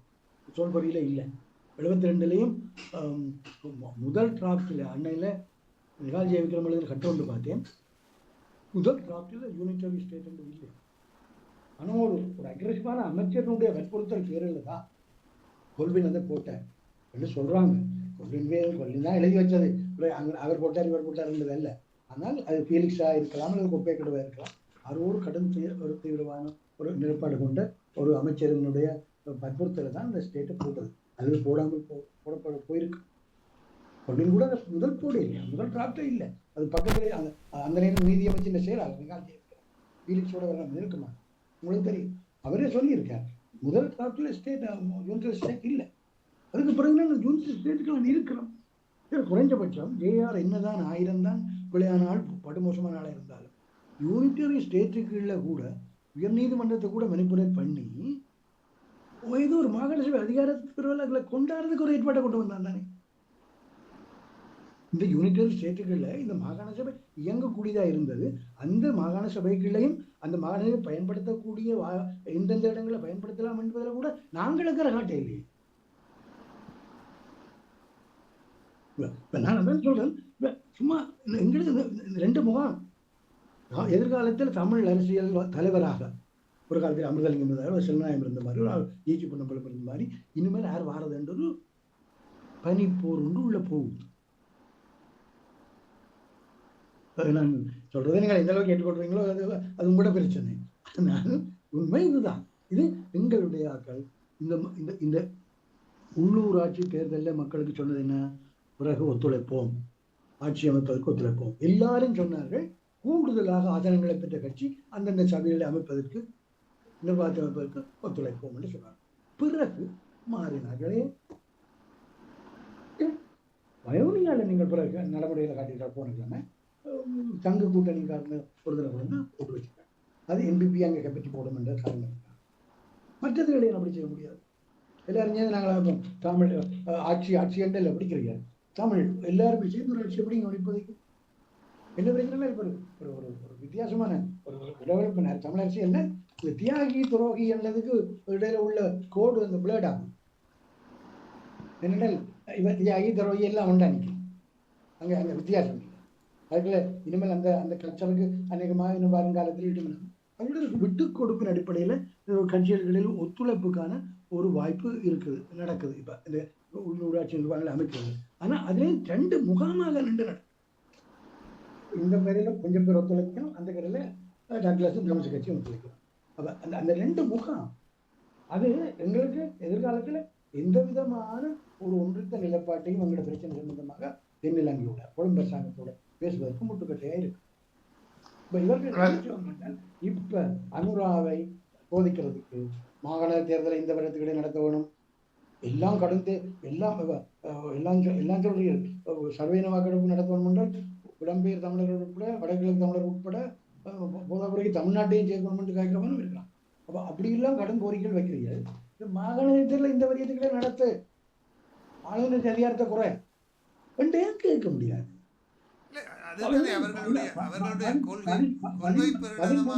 13 சம்பந்தமா தொட்டால் இதோ தேசியவாதத்துக்கு தான் பெரிய துரோகம் செய்யற மாதிரி ஒரு கிப்பிதான். ஆனால் அதுதானே அங்கே தமிழ் அரசியலின் அடிநாதமாகவே இருக்கிறது. 13ஆம் அடிநாதமா சட்டத்தை இருக்கு. சரி, அடிநாதமா இருக்கு. தமிழருக்கு நீங்க கொண்டு வந்தது என்னதாலே? அங்கே இப்போது உள்ளூராட்சி சபை தேர்தலில் பார்த்தீர்கள் என்றால் கொள்கை என்று சொல்லப்பட்ட விடயமே குறிப்பாக இந்த இந்த 13ஆம் திருத்த சட்டத்தை எதிர்ப்பவர்கள் எல்லோரும் தான் ஒன்று சேர வேண்டும் என்பதுதான் கஜேந்திரகுமாரனுடைய பிரதான கோரிக்கையாக இருக்கிறது. அப்படியான 13ஆம் திருத்த சட்டத்தை ஆனால் 13 ஓரளவுக்கு பயன்படுத்தக்கூடிய ஆட்களுக்கு தானே ஜனம் போட்டிருக்கு. அது ஒரு சதவீத வாக்கெடுப்பு பார்த்தால் சுமந்திரன் 13 ஒரு புள்ளியாக பயன்படுத்தி அதிலிருந்து பயணிக்கலாம் என்ற நிலப்பாடை கொண்டு வரும். அதனால் இப்ப கஜேந்திரகுமார் கூட சுரேஷோடையும் சித்தார்த்தனோடையும் செய்த அடைக்கலானோடையும் செய்த உடன்படிக்கையில 13ஆம் திருத்தம் ஒரு தீர்வும் அல்ல, இடைக்கால தீர்வும் அல்ல, இறுதி தீர்வும் அல்ல, அரசியல் தீர்வும் அல்ல, லாங் டேர்ம் சொல்யூஷனும் அல்ல. சரி, அதிலே அந்த வார்த்தையாலும் அதை முற்றுமுழுதாக நிராகரிப்பதாக அந்த வார்த்தை இல்லையா அங்கே? அங்கே அந்த வார்த்தை இல்லையா? அதனால அது ஒரு தொடக்க புள்ளியாக ஏற்றுக்கொள்ளக்கூடிய அளவுக்கு கஜேந்திரகுமார் ஒரு ஒரு ஒரு நல்லெண்ணத்தை காட்டியிருக்காங்க. நாங்கள் எடுப்போமே, ஏன் நாங்கள் கூட சொல்லுவோம். அந்த வசனத்தை போடக்கூடிய அளவுக்காவது, அதில் போய் சைன் பண்ணுற அளவுக்காவது அவரிடம் ஒரு விட்டு கொடுப்பு வந்தாக நாங்கள் நினைப்போமே. ஏன் எல்லாத்தையும் பாசிட்டிவாக எடுப்போம், ஏன் நெகட்டிவாக எடுப்போம். இப்போ இன்றைக்கு வடக்கு கிழக்கில் உள்ள வாக்களை எண்ணி எல்லாம் மொத்தமாக பார்த்தால் 13 ஒரு ஒரு ஒரு ஒரு நெச்சு பாம்பாக பார்க்காத சக்திகள் தான் கூடுதலான வாக்கள் கிடைச்சு. தேசியவாத சுலோகங்களை உள்ளூராட்சி சபையில் பேசுவதே எங்களுடைய தேசியவாத அரசியலினுடைய பயங்கரமான ஒரு தோல்வி ஐயா. நாங்கள் தமிழ்நாடு கேட்டு 18 சீட் எடுத்து 16 ஐயாவுக்கு தெரியும், 16 தனிநாடு கேட்டு 18 சீட் எடுத்துக்கொண்டு பார்லிமெண்ட்டுக்கு போனாங்க. இது 22 எம்பிக்களோட புலிகளை ஏக பிரதிநிதிகளாக ஏற்றுக்கொண்டு பாராளுமன்றத்தில் குரல் பிடித்தவர்கள் பிள்ளைக்கு அங்கே நிற்கிறோம். நாங்கள் கடந்து வந்த பாதைகளில் எவ்வளவு சிக்கல் கடந்தோம், எங்களுடைய அடங்குமுறைகள் என்ன தவறுகள் நடந்தன என்பதை பார்த்து கஜேந்திரகுமார் பொன்னமரத்திலே அந்த சைன் பண்ண அந்த அறிக்கை பாய்களை 11 பற்றி என்ன இருக்குன்னா பாரு, அதில் அப்படி அதோட அரசியல் தீர்வு அல்ல. சரி, அது இறுதி தீர்வும் இல்ல. நாங்கள் பிளாக் அண்ட் ஒயிட் என்று பார்க்கறதுக்கு முதல் கிரே ஏரியாஸ்லையும் சில விஷயங்களை செய்யணும். தமிழ் கட்சிகளுடைய அணுகுமுறையை விடுத்து என்பிபி அரசாங்கத்தினுடைய அணுகுமுறை தொடர்பாகத்தான் நாங்கள் இன்று அதிகமாக பேசலாம் என்று இருந்தோம் என்று நம்புகிறேன். அதாவது என்பிபி அரசாங்கம் தமிழ் கட்சிகளை இப்போது கைகாளுகின்ற விதத்தை நான் இந்த வர்த்தமானி அறிவித்தலை பார்க்கும்போது, அவர்கள் முன்பு எல்லாம் ரணில் விக்ரமசிங்கவே நேரடியாக களத்தில் இறங்கி தமிழ் கட்சிகளுடன் பேசிக்கொண்டிருந்தார். ஆனால் இந்த வர்த்தமானி அறிவித்தலின் போது பிரதமர் ஹரணி அமரசூரிய தான் முன்னின்று அதை பேசுகிற ஒரு சூழ்நிலையும், அனுரகுமார திசாநாயக்க இந்த விடயங்களிலிருந்து தன்னை ஒதுக்கி வைத்துக்கொண்ட ஒரு அணுகுமுறையை பார்க்கிறோம். இது தமிழ் கட்சிகளை அவர்கள் இந்த தமிழ் மக்களுடைய பிரதேசங்களில் காணப்படுகிற பிரச்சனைகள் தொடர்பாக இன்னும் என்பிபி அரசாங்கம் ஒரு கொள்கை நிலைப்பாட்டுக்கு வரவில்லை என்று தானே நாங்கள் கருத வேண்டியிருக்கிறோம். இறுதியில ஹரணி அந்த ஜனாதிபதிகள் பிரதமரை முன்னே ஜனாதிபதி கூட இல்லாமல் சில முக்கியமான விஷயங்களுக்கு பேச்சுவார்த்தை நடத்துறதுக்கு அனுமதிக்கிறதாக நாங்கள் நினைப்போமே. ஒரு அரசாங்கத்தின் சார்பில் பிரதமர் பேசுகிறார். அவர் எடுக்கக்கூடிய முடிவு, அவர் சந்திக்கிற முடிவு கூட இறுதியில ஜனாதிபதி தான் நான் தீர்மானிக்க போறேன். அதாவது அந்த மாதிரி. ஆனால் நான் சொல்றேனே, சிங்கள தேசிய பௌத்த தேசியவாத அந்த ஆதிக்கத்தை கொண்ட கட்டமைப்பில் இருந்து சிங்கள அரசியல் சமுதாயத்தை பிரிப்பது என்பது நீங்கள் நினைக்கிற அளவுக்கு சுலபமானது அல்ல. அதை அடிப்படையாக வைத்துக் கொண்டுதான் நாங்கள் அரசியல் பேச வேண்டும். அனுராகுமார் திசாநாயக்கா மற்ற ஜனாதிபதிகளை விடவும் பௌத்த பிக்குமாரிடம் விடுதலை பார்க்குறீங்க. உங்களோட நடக்கிறது பார்க்கிறேன் என்று சொன்னால், தேசிய மக்கள் சக்தியின் தேர்தல் விஞ்ஞாபனத்தில் தாங்கள் ஒரு மத சார்பற்ற அரசாங்கத்தை நடத்துவோம் என்றுதான் செக்யூலர் ஸ்டேட் என்று எழுதியிருந்தார்கள். ஆனால் அப்படியெல்லாம் எழுதியிருந்தவர்கள் இப்பொழுது ஜனாதிபதியே பௌத்த துறவிகளுக்கு முன்னால் சாஷ்டாங்கமாக விழுந்து நாங்கள் கும்பிடுகிற பௌத்த துறவிகளுக்கு முன்னால விழுகிறது நாங்கள் கொச்சத்தனமா பார்க்க வேண்டியது இல்லை. ஆனால் அவர் இடதுசாரி மார்க்சிய பின்னபுலத்திலிருந்து வந்தவர் இந்த அளவுக்கு விழ வேண்டிய அவசியம் இல்லை. ஏன் எங்களோட மோடி போய் விழுந்தாரு அனுராதபுரத்துல அட்டமஸ்தானம் இவர்கிட்ட அவர் நல்லா விழ அவருக்கு பிடரியில இவர் கட்டுறாரு பாத்துல மோடியை விழுறாரு. இந்த டிப்ளமேட்ஸ் எல்லாம் வெள்ளக்கார டிப்ளமேட்ஸ் எல்லாம் போய் மல்வத்தையிலும் மாஸ்கிரியாலும் விழுந்துட்டு வரானே. நாங்க என்ன அது இந்த கல்ச்சருக்குள்ள எல்லாரும் விழுந்துட்டாங்க. இவங்களை வளைக்கிறாண்டால் அவங்களுக்கு கீழே விழணும்னு அவங்களுக்கு நினைச்சிட்டாங்க. அது பிரச்சனை. இப்ப நான் என்ன அனுரா அவர் விழுறேன் நான் ஏன் அது உதாரணம் சொன்னால் அவர் ரொம்ப அவர் என்ன அந்த தாங்கள் அந்த இடசாரி நீங்கள் எங்களை சிங்கள தேசியவாதத்துக்கும் பௌத்த தேசியவாதத்துக்கும் நாங்கள் விரோதமானவர்கள் அல்ல என்று தங்களை அடையாளப்படுத்துறதுக்காக அப்படி செய்யலாம்.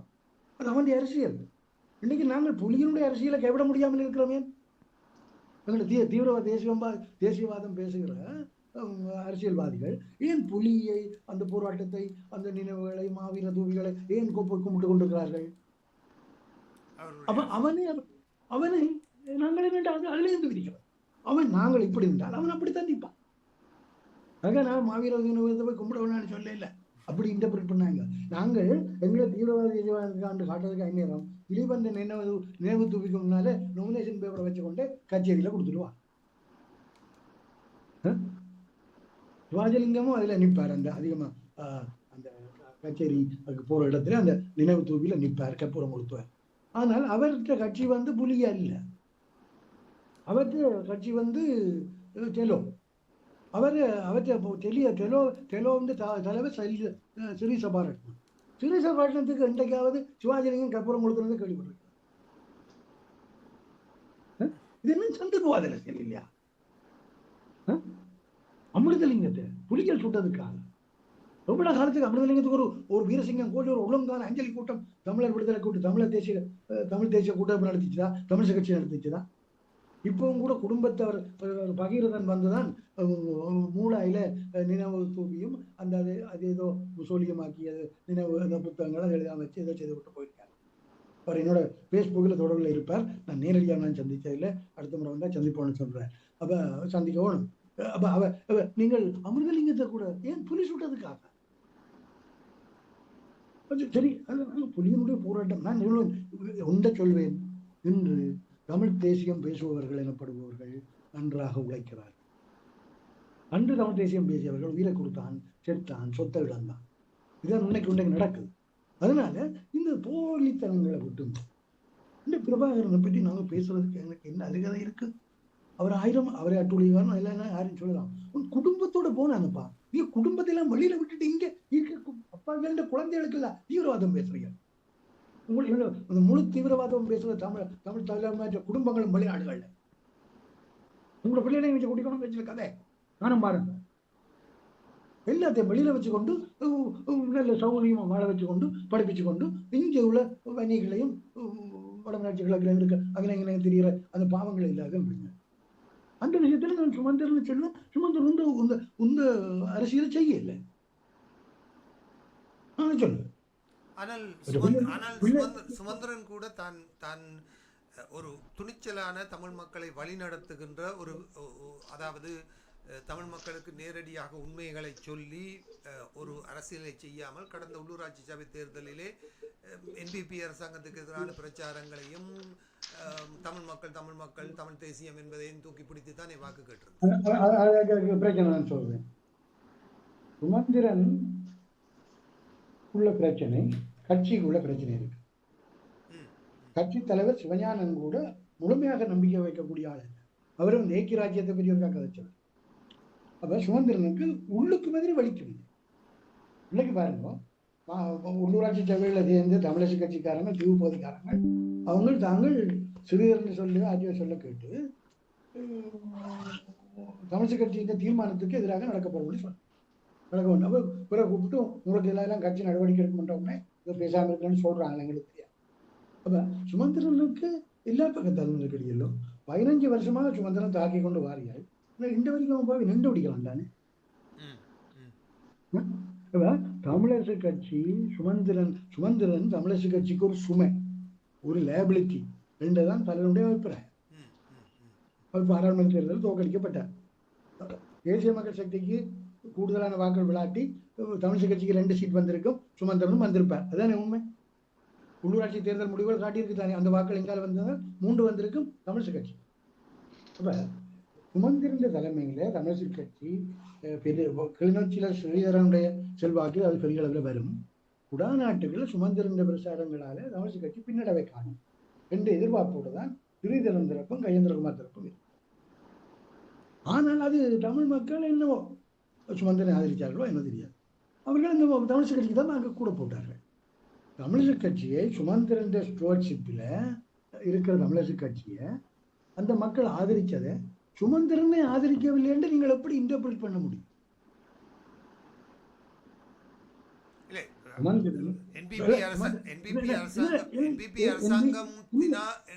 எதிர்பார்ப்புகளை பூர்த்தி செய்ய முடியாமல் போனது கஜேந்திரகுமார் 135 ஆசனத்தை கொடுக்க குடாநாட்டுகள் கஜேந்திரகுமாருக்கு 135 ஆசனம் கொடுத்துருக்கலாம். அவர் தான் கடந்த நிலப்பாட்டோடு இருக்கார். அது கொள்கை மாறாதவர் என்று சொல்லுவார். அவருக்கு என் போட என் தமிழ்ச்சி கட்சி போடுவார். அதுவும் சுமந்திரன் சிவஞானமும் சேர்ந்துதான் பிரச்சாரத்தை முன்னெடுத்தார். அப்ப அந்த முன்னெடுக்கல சுமந்திரன் தலைமையிலே அது நடக்கல.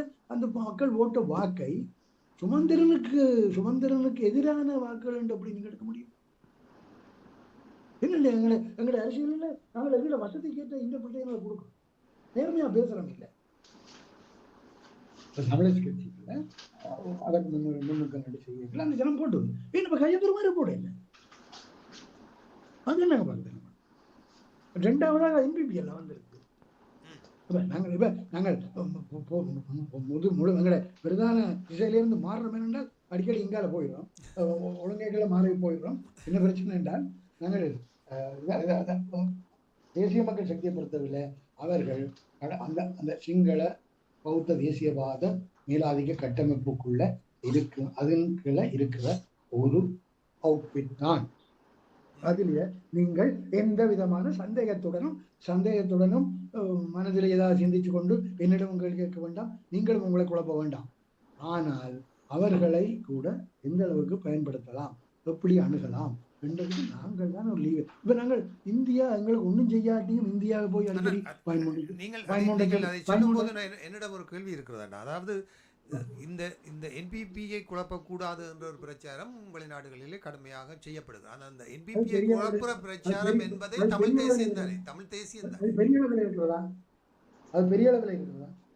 ஆமாம், என்பிபி அரசாங்கத்துடன் ஒத்துழைத்து தமிழ் மக்கள் ஒரு பிரச்சனையை கையாள வேண்டும் தமிழ் சக்திகளா என்ற வகையில் வெளிநாடுகளிலே வெளிநாட்டு புலம்பெயர் அமைப்பு தமிழ் சக்திகளா?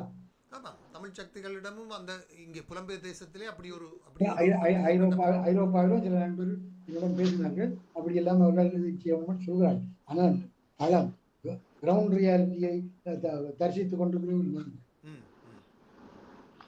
அவர்கள் இப்படி ஆதரிப்போம் என்று சொல்லுகிறவர்களும் பல பேர் பழைய பிளாட் பழைய டெலோ பழைய IPRL போன்றவர்கள் தான் முன்னெடுத்து அவற்றை செய்பவர்கள்.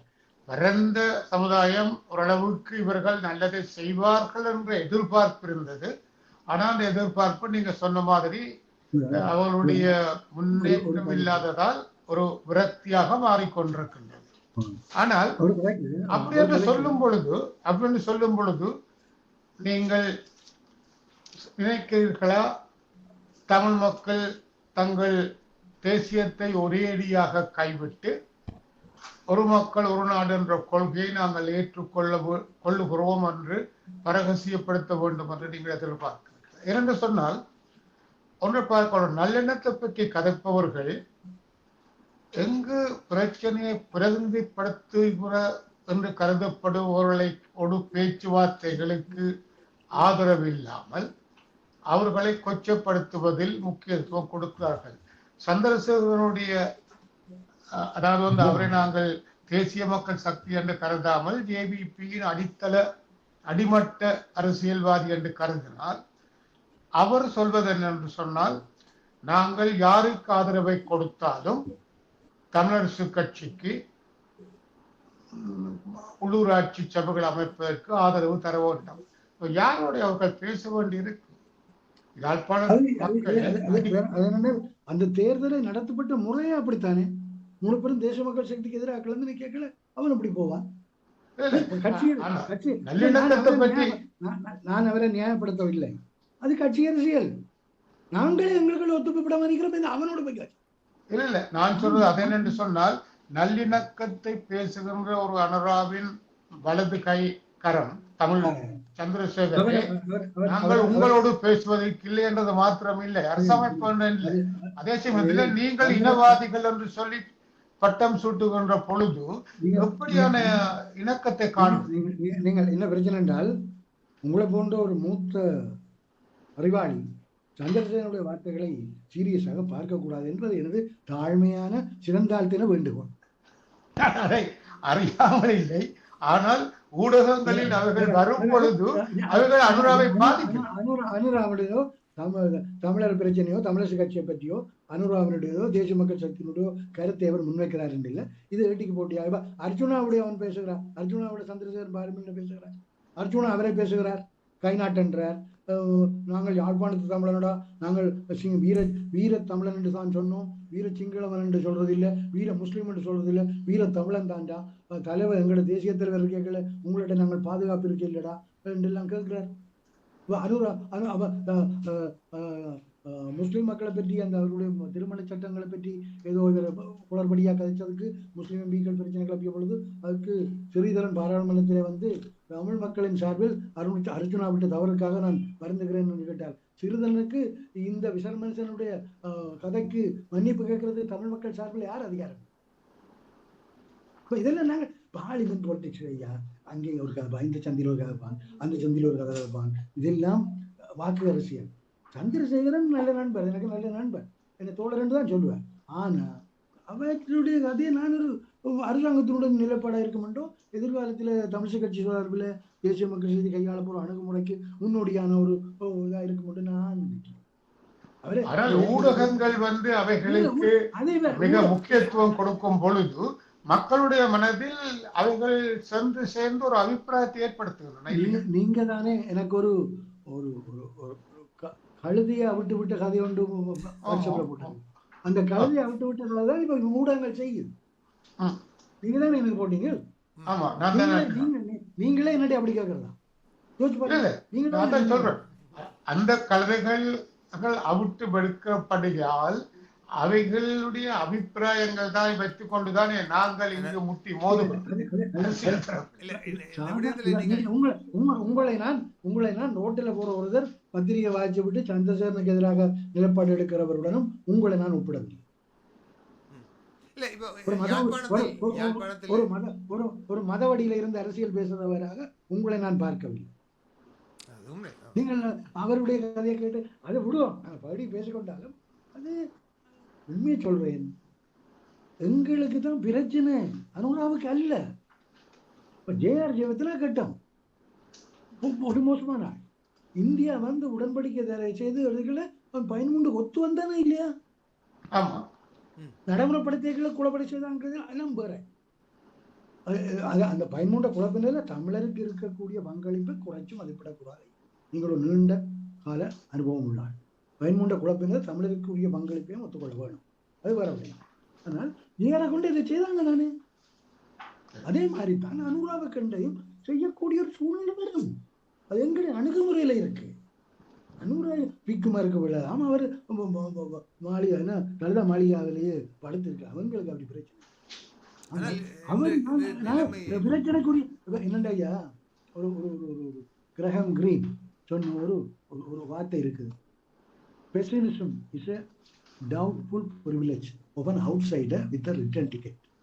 The optimism is a vital necessity for the man who makes the decision. Anura support பண்ணுவார், தமிழருக்கு ஆதரவு தருவார், சில நேரம் தரலாம் தர விடலாம் மட்டும் வெளியில நிற்கிறவங்களும் சொல்லி போட்டு போகலாம். அவனுக்கு ரிட்டர்ன் டிக்கெட் கிடக்கா, நான் சொன்னேன்னு சில நேரம் தருவார் என்ன, அவர் ரிட்டர்ன் டிக்கெட் இருக்கு. ஆனால் நேரடியாக சம்பந்தப்பட்ட பிரச்சனையில தீர்மானத்தை எடுத்து அந்த மக்களினுடைய எதிர்காலத்தை உறுதிப்படுத்துறதுல நல்ல அக்கறை கொண்ட எங்களுக்கு ஒப்டிமிசம் தான் தேவை, நம்பிக்கையோட வாழணும். எல்லாத்தையுமே பெசிமிஸ்டா பார்த்தா நாங்கள் ஒன்றுக்கு மாறும். நாங்கள் 13 கூட பெசிமிஸ்டா பார்த்து தமிழ் ஜனத்துக்கும் அதே தான் ஒரு கூடாது சாமான் போகிற இவங்களை என்ன போகிற மாதிரி தான் வந்துருக்கு. தமிழ் ஜனத்துக்கு என்னன்னு தெரியாது. உங்களுக்கு நான் சொல்கிறேன், ஒரு பெரிய தமிழ் தலைவர் அவர் ஒரு 6 மாதத்துக்கு முந்தி வெளிநாட்டில் நிகழ்ச்சி விக்ரமன் நிலை இவர் வேம்பதி விக்ரமன் என்ற பொழுது பயன்மூண்டை பற்றி எனக்கு உங்களிடம் விளக்கங்கள் வர வேண்டும், எப்பொழுது நாடு திரும்புகிறீர்கள் என்று கேட்டேன். ஒரு தமிழ் தலைவர், நம்புறீங்களோ இல்லைன்னா தெரியாது, ஆனா உண்மை. இது தமிழ் பயன்மூன்றில் என்ன இருக்குன்னு தெரியாமத்தான் பயன்மூண்டை பற்றி எதிராக பேசிக்கொண்டிருக்கேன். அதுல எல்லாம் இருக்குன்னு நான் சொல்ல வரையில்லை, அதுக்கு ரசிகனம் அல்ல நான், அது தீர்வண்டு நான் சொல்ல வரையில்லை. ஒரு புள்ளியா கூட பயன்படுத்துறதுக்கு அதை பற்றிய விளக்கங்கள் இருக்கும். அந்த விளக்கம் இல்லாம தான் கேட்கிறாங்க. இல்லை பயன்மூண்டா பற்றி நான் நினைக்கிறேன், அந்த யாழ்ப்பாண பல்கலைக்கழகத்தில் சட்டப்படுத்தின தலைவி கோசலை மதம், அது நம்ம ஊருக்குள்ளதான். அந்த பிள்ளை 2-3 சந்தர்ப்பங்கள்ல நிகழ்த்தின உரையை நான் யூடியூப்ல தான் ஒன்றை கட்டணும், ஒன்றை நேரடியாக கேட்டான்னு நினைக்கிறேன். அந்த பிள்ளைக்கு இருக்கக்கூடிய விளக்கம் உங்களோட நீதியர்கள் வித்தியாசம் அந்த அளவுக்கு தெளிவா எவ்வளவு தூரத்துக்கு பயன்படுத்தலாம், அது என்ன இருக்கு.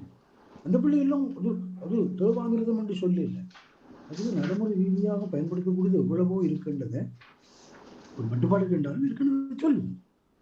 இப்ப இருக்கிற அரசியல்வாதிகள் யாராவது பயன்மூண்டை பற்றி சில அவங்க இல்லை, பயன்மூண்டோட அதிகாரங்களை தான் ராஜபக்சே எடுத்துட்டாங்க, அதை எடுத்துட்டாங்க ரெண்டு சுமார் பொதுப்படையா சொல்றதை தவிர சரி அனுராவுடைய இன்னும் பேசுகளையும் அந்த இடத்துல அதையும் தாண்டி தானே நாங்கள் பேச வேணும். நாங்கள் ஒன்றையும் பேசாமல் உள்ளூராட்சி தேர்தலையும் உலகம் எங்களை பார்க்குது வாக்களிங்கன்னு சொல்றோம். பிறகு இப்ப உலகம் உங்களை பார்க்குதானே, என்ன மாதிரி சபை அமைக்கிறீங்க பாருங்க, இந்த மாதிரி சமயம் இருக்கிறதுல சீத்து வைக்கட்டு பார்க்கலாம் தானே. அப்ப உலகம் எங்களை தமிழர்ல ஒரு வழக்கம் இருக்க அரசியல்வாதில் எல்லா எலெக்ஷனும் உலகம் பார்க்கலன்னு சொல்றோம். என்னடா உள்ளூர் மக்கள் பார்க்க மாட்டாங்களே என்றால் அவங்களுக்கு தெரியும், தங்களை பற்றி சார்ந்தது தெரியும். உலகம் தான் பார்க்கும், உலகம் தான் பார்க்கும். என்ன உலகத்தை பார்க்குறது, உலகம் இப்ப பார்க்குதானே, உலகம் பார்க்குதானே என்ன நடக்கிறீங்க. ஒவ்வொரு சபையும் பிடிச்சு போட்டு ஏதோ எருமையின் டெரிட்டரிய ஆமிய படைய பற்றி கைப்பற்ற மாதிரி ஆட்சி கைப்பற்றியது, அங்கே கைப்பற்றியது இங்க. ஐயோ அதில் எங்களுக்கு யூடியூப் சில பத்திரிகைகளை பார்க்கல, எங்களுக்கு நான் ஏன் பத்திரிகையான வாழ்க்கையை கழிச்சு செத்து வேண்டிய மாதிரி இருந்தது. அந்த ஒரு கொச்சத்தனமாக இருக்கு. நான் முந்தையும் உங்களோட இதெல்லாம் கண்டுபிடிச்சு காய்ச்சிருக்கேன். நடைமுறை சாத்தியமாக செய்யக்கூடியது, அனுராவுக்கு நெருக்கடியை கொடுக்கக்கூடியது, வெளிநாடுகள் இருந்தாலும் அனுராவுக்கு உடனடியாக நெருக்குதலை கொண்டு வரக்கூடியது. பயன்மூண்டன் வேண்டாம் உங்களுக்கு, அது கூட இல்லை. பயன்மூண்டன் அப்போலோ பயன்மூண்டன் போய் தான் தெரிஞ்சுவாங்க, அதாவது அதுக்கு ஒரு தூக்குறி. அப்போ அதை விடுவோம். மாகாண சபை எப்படி மாகாண சபையை நடைமுறைப்படுத்துறதுக்கோ, இப்போ அரசியலமைப்பில் அதில் இருக்கிற அதிகாரங்களை நடைமுறைப்படுத்துறதுக்கோ, அனுராவோ ஏவிபியோ திருவன் ஜில்லாவோ எவ்வளவுமே கீழறங்கி வர வேண்டியது இல்லை, உள்ளதைத்தான் கேட்கும். விவரம் கீழே இறங்கி வரல, நீங்களோட நிலப்பாட்டை வச்சு போடுவோம். அது நீண்ட கால தீர்வு பேச்சுவார்த்தை வரைகளை 76 வருஷங்களாக பேசிவிட்டோம். இன்னும் எத்தனை சந்ததிக்கு நாங்கள் நீண்ட கால தீர்வுகள் பற்றி சந்திரன் கண்ணாடியில சந்திரனை காட்டி கொண்டிருக்க போகிறோம். உங்கள் உள்ளதை பயன்படுத்துங்கள். உள்ளதை இருக்கிறத கையாள தெரியாதவன், தமிழ்ல எத்தனையோ பழமொழி இருக்கு யாழ்ப்பாணத்துல, கையில இருக்கிறத பயன்படுத்த தெரியாதவன் எல்லாம் கணக்குகளை எனக்கு இல்லை, நம்ம அதில் இருக்கிறத பயன்படுத்தாம பெரிய ஒரு சரி விடுதலை புலிகள் போராட்டம் இன்னும் நடந்து கொண்டு இருக்குது, அவங்க இன்னும் பெரிய அளவில் கட்டுப்பாட்டில் இருக்கிறாங்கன்னா அது வேறு விஷயம். அது நீங்கள் வைக்கிறது நான் எந்த யோசிக்க இந்த வாதத்தை நடத்த முடியாது. உங்கள்ட்ட ஒன்றும் இல்லை, ஒன்றும் வெறும் வார்த்தையை தவிர ஒன்றும் இல்லை. ஆனால் புலம்பெயர் தேசங்களிலேயே அண்ணா இந்த விடயத்திலே அனுர அரசாங்கத்துக்கு எதிரான அழுத்தமாக அவர்கள் பார்ப்பது இந்த போர்க்குற்றங்கள் போன்ற மனித உரிமை மீறல்கள், இந்த செம்மணி புதைகுழிகள் மற்றும் கனடா தூபிகள் போன்ற விஷயங்களைத்தான் இவர்கள் பயன்படுத்த முனைகிறார்களே தவிர, நீங்கள் சொல்வது போல இந்த மாகாண சபை போன்ற விடயங்களை இவர்கள் கையாள முற்படுவதில்லையே. இந்த போக்கை பற்றி நீங்கள் என்ன கருத்து? அவர்கள் எங்களுக்கு நடந்த கொடுமைக்கு பழி வாங்க என்ற உணர்வோட நிற்கிறார். பழி வாங்க வேணும்னா நாங்கள் உண்டை நோக்கணும். போர்க்குற்றங்கள் நடந்தது, மனித உரிமை நடந்தது, பெரிய அவலங்கள் நடந்தது. இவங்கள் சொல்லுகிற எண்ணிக்கை எல்லாம் இறந்த சனம் அதை விட கூட விவரம். ஆனால் போர்க்குற்றங்கள் இன்றைக்கு எந்த மட்டத்தில் இருக்குது? ஐக்கிய நாடுகள் நாளைக்கு வேர்ல்ட் கப் வாரேன், அது என்ன கதைக்க போறேன் என்பது பார்ப்போம். இன்றைக்கு சர்வதேச நீதிமன்றத்தினாலே கைது உத்தரவு பிறப்பிக்கப்பட்டதா நெதன்யாவுக்கு? இல்லை, நெதன்யாவுக்கு புட்டினுக்கு பிறப்பிச்சது. இன்றைக்கு அந்த சர்வதேச நீதிமன்றத்தில் தென்னாப்பிரிக்காவில் குற்றஞ்சாட்டப்பட்டு ஒரு வழக்கு இருக்கிற ஒரு நாட்டின் தலைவர் மத்திய கிழக்கில் என்ன ஆட்டம் ஆடுறான்? ட்ரம்ப் என்ன செய்யறார்? 2 கிழமையாக நான் அந்த ஈரான்ல என்ன முடிவெடுக்கிறது, ஈரான் தாக்குதல்ல என்ன முடிவெடுக்கிறது 2 கிழமை சொல்றாரு. ஏனென்றால் 2 கிழமை இவன் போட்டு கூப்பிட்டும் அதுக்கு பிறகு அவன் முடிஞ்சு போவான். அப்ப நான் போய் சம்மந்தப்பட தேவையில்லை. அல்லது 2 கிழமைகளை இவன் அவனை முடிக்க இல்லை என்றால் நான் போய் முடிச்சு கொடுப்பேன். அதான் 2 வீக்ஸ் கொடுப்பேன். அதோட சொல்றான் ஒரு நாட்டின் தலைவனை சொல்றாங்க. அவரை இப்போதைக்கு நாங்கள் கொல்லுற பிளான் இல்லை. ஒரு சட்டத்தின் ஆட்சி, ஒரு ரூல் பேஸ்ட் இன்டர்நேஷனல் சிஸ்டத்துக்குள்ளே நாங்கள் வாழ்றோம். மற்ற இஸ்ரேலிய டிஃபென்ஸ் மினிஸ்டர் சொல்ற உயிர் வாழ்றதை பற்றி அலி காமனிய ஈரான் ஸ்பிரிச்சுவல் லீடர் நினைச்சு பார்க்கக்கூடாது. அது எக்ஸிஸ்டன்ஸை பற்றி அவர் நம்பிக்கையோடு இருக்கக்கூடாது. பாருங்க, ஒரு அமெரிக்க ஜனாதிபதி அவரை கொல்ற இப்போதைக்கு கொல்ல மாட்டான். இந்த மாதிரியான ஒரு சர்வதேச ஒழுங்கு கீழே நாங்கள் எங்களுடைய இந்த பிரச்சனைக்கு தீர்வு வரும் என்று கற்பனை காணலாம் அல்லவா? யோசிச்சு பாருங்க. அப்ப நாங்கள் எங்களுக்கு சரியாக இருக்கிற விஷயம் அணுகி நீண்ட காலத்துக்கு ஒரு பெரிய தந்திரோபாயத்தை வச்சிருக்கலாம். வேற விஷயம் அப்படி நாடுகள் நடந்து. ஆனால் இப்ப நாங்கள் இடையில அந்த நீங்கள் தேசியம், நிலப்பரப்பு அங்கெல்லாம் சொன்னீங்க தானே. சரி, முதல் மாகாணங்களை அதிகாரப்பரவ அலாக்காக கொண்ட ஒரு ஏற்பாட்டு முறையை நாங்கள் தக்க வைக்க வேண்டும்.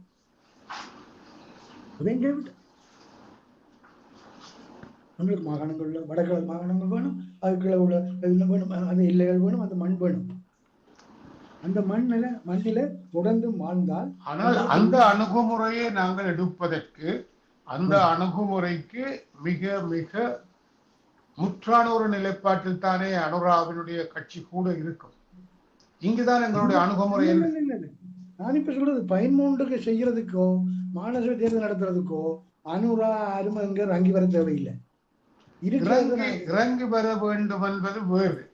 ஆனால் அவர்களுடைய நிலைப்பாடே அதற்கு எதிராக இருக்கின்ற பொழுது எங்களுடைய அணுகுமுறை எதுவாக இருக்க வேண்டும்?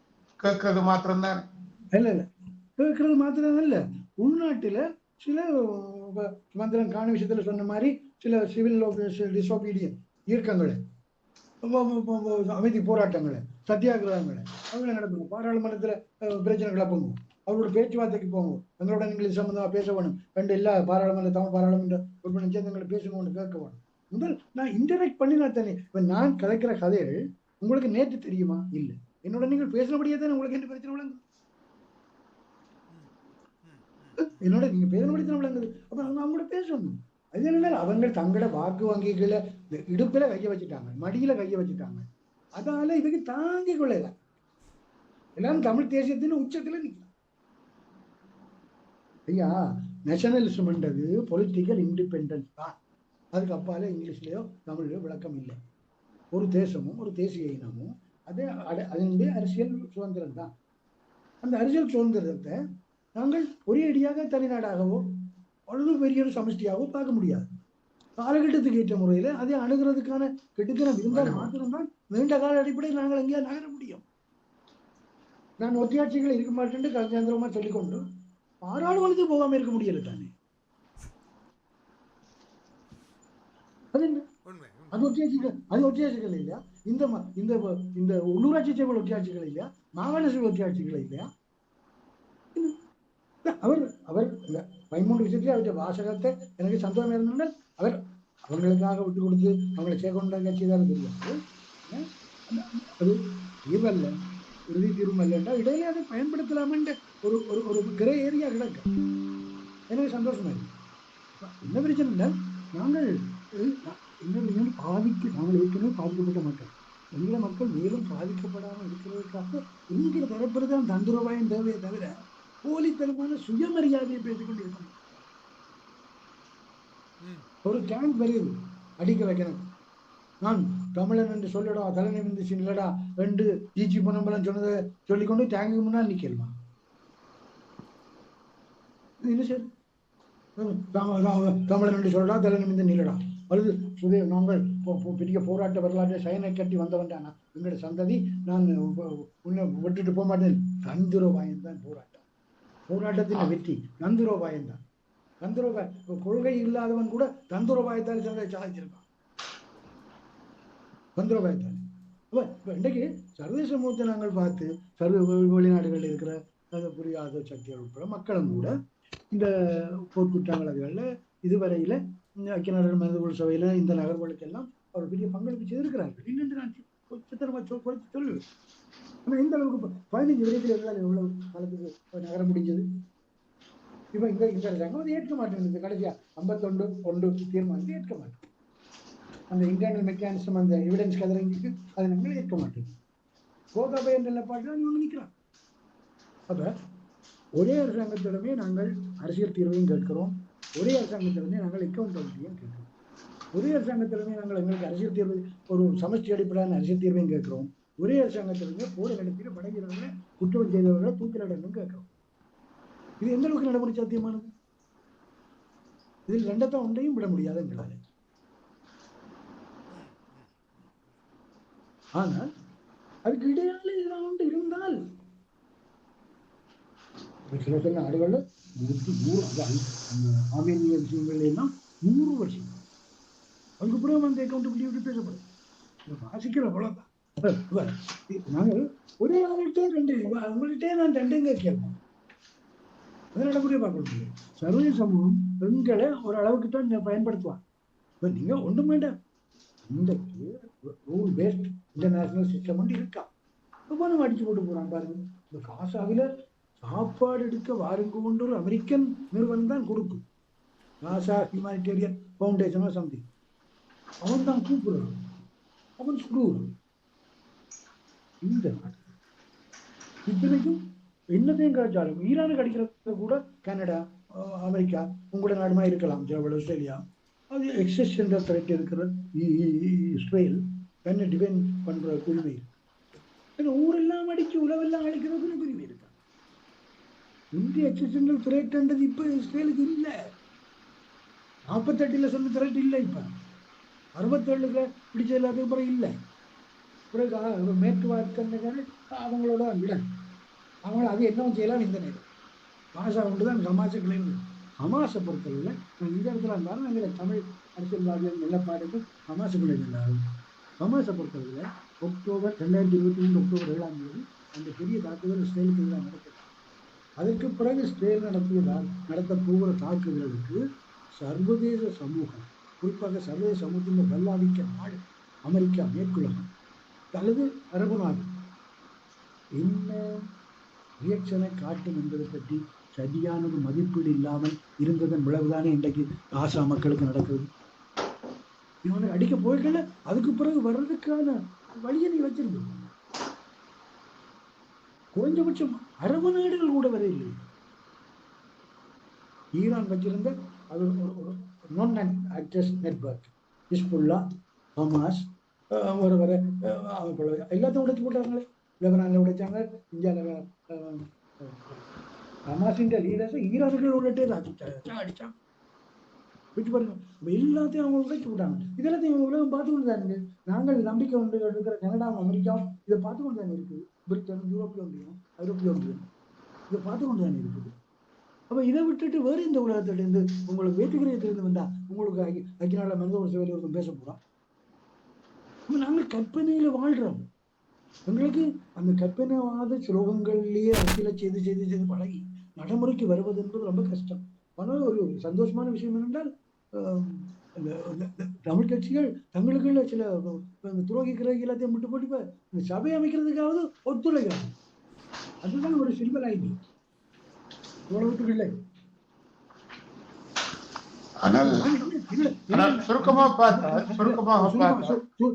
சுருக்கமா அனுராவையோ தேசிய மக்கள் சக்தியோ சிங்கள பௌத்த தேசியவாத மேலாதிக்க அரசு நிர்வாக கட்டமைப்பை மீறி எதையும் செய்வார்கள் என்று எவரும் எதிர்பார்க்க வேண்டாம்.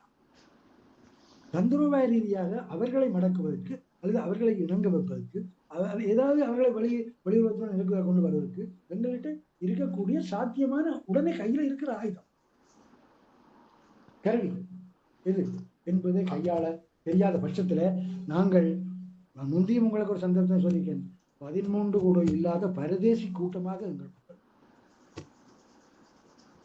ஆனால் அங்கதான் முக்கியமானது அவர்களுடைய நிலைப்பாடு அரசியல் கோட்பாடு ஒரு நாடு ஒரு மக்கள் ஒரு அதிகாரம் இருக்கும் பொழுது நாங்கள் 13 தான் எங்களுக்கு ஓரளவுக்கு அதிகார பரவலாக இருக்கு சொன்னால் அதையும் தர விரும்பாத ஒரு நிலைப்பாட்டில் தான் அவர்கள் இருப்பார் என்றால்தான் அவர்களுடைய தேசிய அவரை தரமாட்டார் என்று சொல்லுவோம். ஆனால் நாங்கள் கேட்கிற கோரிக்கை முழு உலகத்துக்குமே நியாயமானதாகப்படும் அல்லவா? நியாயமாகப்படலாம், நியாயமாகப்பட்டாலும் நடக்காமலும் போகலாம், அது வேறு விடயம். ஆனால் நாங்கள் அதையும் முயற்சிக்காமல் விடக்கூடாது. அவர்களுக்கு இருக்கக்கூடிய வழி என்ன?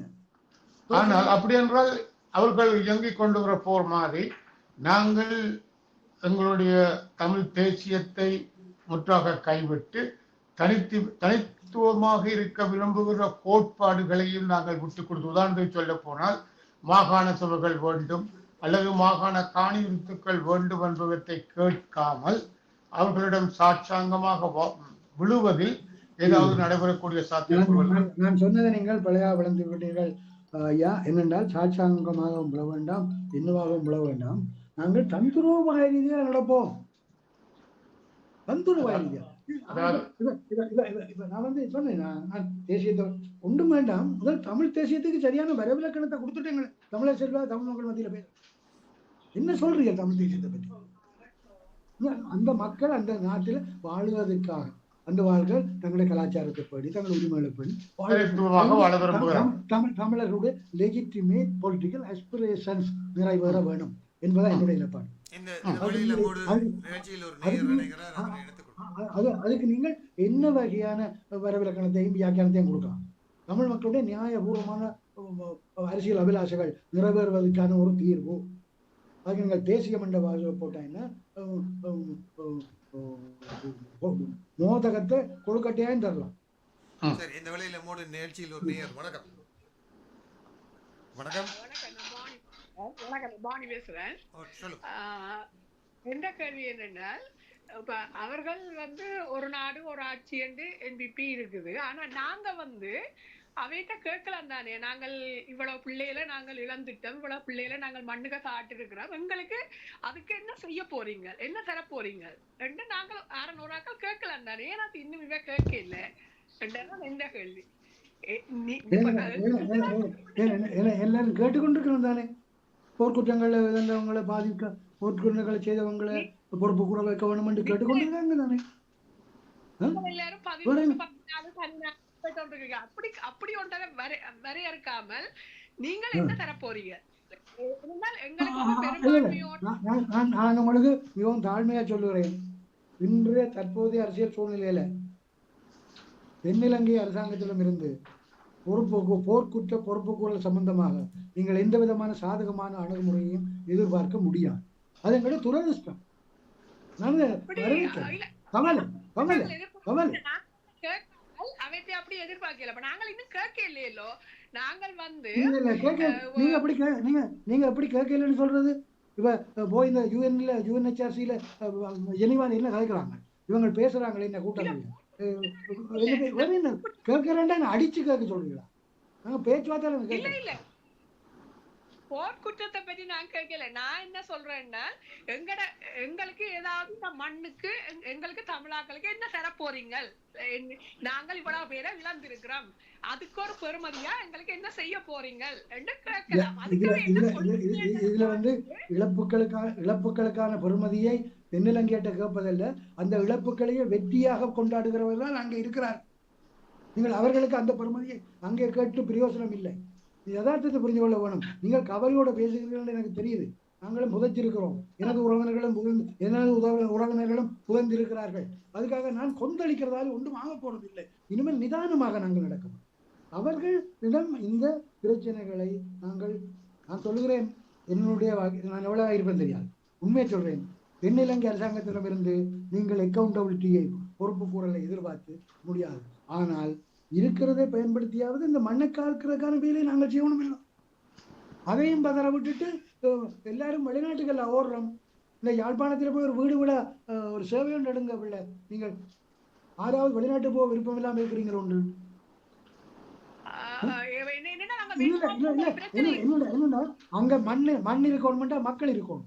அந்த மண்ணில் இப்ப வாழ்ற மக்கள் தாங்கள் தொடர்ந்து இங்க வாழ்ந்தால் எங்களுக்கு ஒரு எதிர்காலம் இருக்கு, எங்களோட பிள்ளைகளுக்கு ஒரு எதிர்காலம் இருக்கு, அதுக்கு ஒரு கல்வி இருக்கு, அதுக்கு ஒரு கல்யாணம் இருக்கு, நாங்கள் வாழலாம் என்ற ஒரு நம்பிக்கை கூட்டக்கூடிய அரசியலை இன்றைக்கு இருக்க அரசியல்வாதி இல்லவா செய்ய வேணும்.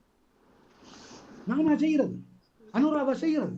இந்த உள்ள அரசியல்வாதிகளா சொல்லுகிறான் தேசியம் தேசியம் தேசியம் தேசியம் என்று ஏதோ லேகியத்தை கடிச்சவன் மாதிரி எல்லாம் பேசிக்கொண்டு தெரியுறாங்க.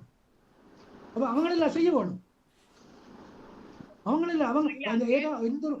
எந்த ஒரு அரசியல்வாதியாவது இந்த மண்ணை காப்பாற்ற வேணும். இனிமேல் வெளிநாட்டுக்கு போனது போதும், ஏற்கனவே 20 லட்சம் பேர் போய்விட்டார்கள், நீங்கள் இனிமேல் போகாதீங்க கொண்டு ஒரு தமிழ் அரசியல்வாதியால கேட்க முடியாது. ஏனென்றால் இவங்களோட குடும்பங்கள் எல்லாம் வெளியில இருக்கு.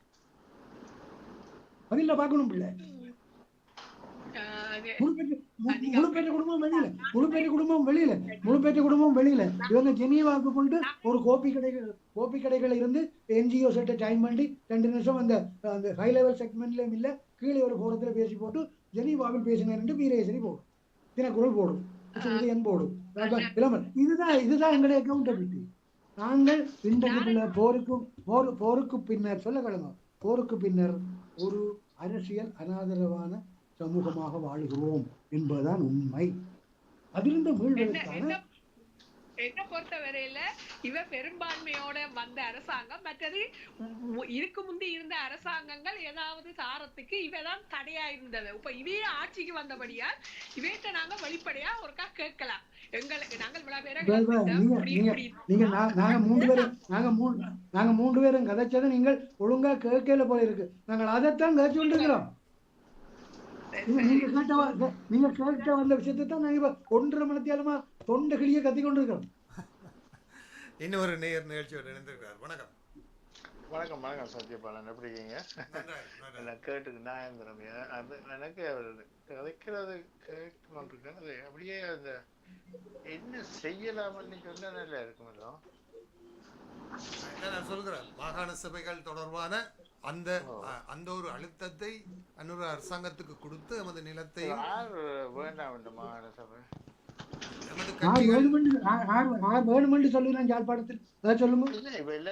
வேட்பாளர் தயாரிச்சு நம்ம எல்லா கட்சியும் முதலமைச்சர் இப்ப சண்டை வந்துட்டு நான் கேட்கிறேன் இழுத்தடிச்சு கொண்டிருக்கிறோம். இல்ல அவங்க இழுத்தடிக்கல. தேர்தலை அரசாங்கங்கள் தங்களோட தேவைக்கு தான் நடத்தும், அது யதார்த்தபூர்வமானது. ஆனால் இப்ப உள்ளூராட்சி தேர்தலில் பின்னடைவை கண்ட பிறகு அந்த தேர்தலை மாகாண தேர்தல் நடத்துறதுல அவைக்கு ஒரு தயக்கம் இருக்கிறது என்பதும் புரிஞ்சு கொள்ளக்கூடியதுதான். ஆனால் அந்த மாகாணம் இல்ல அவருக்கு விருப்பம் இல்லை, அவருக்கு விருப்பம் இல்லை, எங்களுக்கு விருப்பம். நீங்கள் அவருக்கு விருப்பம் இல்லை என்றதை பற்றி ஏன் பெருசா பேசுறீங்க? நாங்கள் எங்கடையாக சண்டை பிடிச்சு என்று வற்புறுத்தி ஒரு பெரிய போராட்ட தினத்துல வந்து என்ன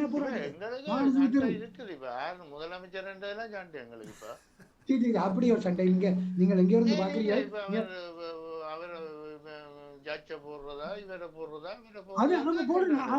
ஜட்ஜ போட்டா என்ன, கோர்ட்ஸ்ல ஃபைல் தூக்குற பியூனை போட்டாலும் எங்களுக்கு ஒன்றும் இல்லை. அது வரட்டும், முதல் தேர்தலை நடத்த சொல்லி கேளுங்க.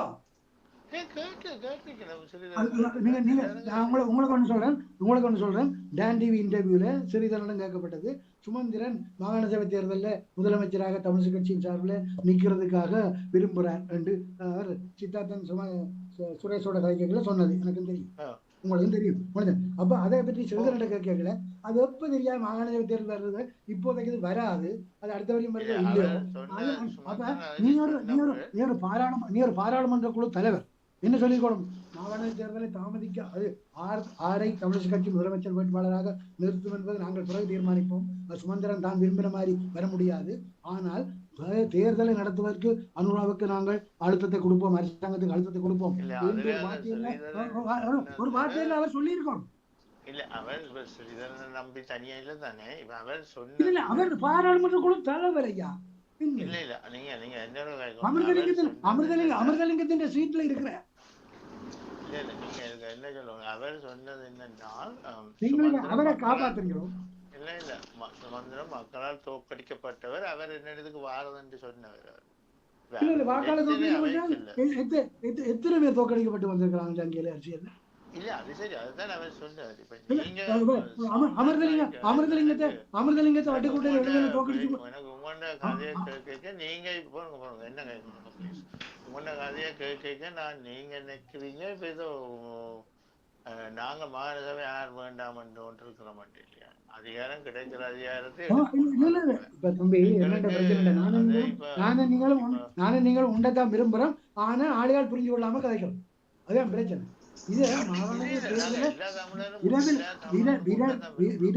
விரைவில் நடத்த வேண்டும் என்று அரசாங்கத்துக்கு அழுத்தம் கொடுக்க வேண்டியது சிங்கள அரசியல்வாதி என்ற பொறுப்பு அல்ல.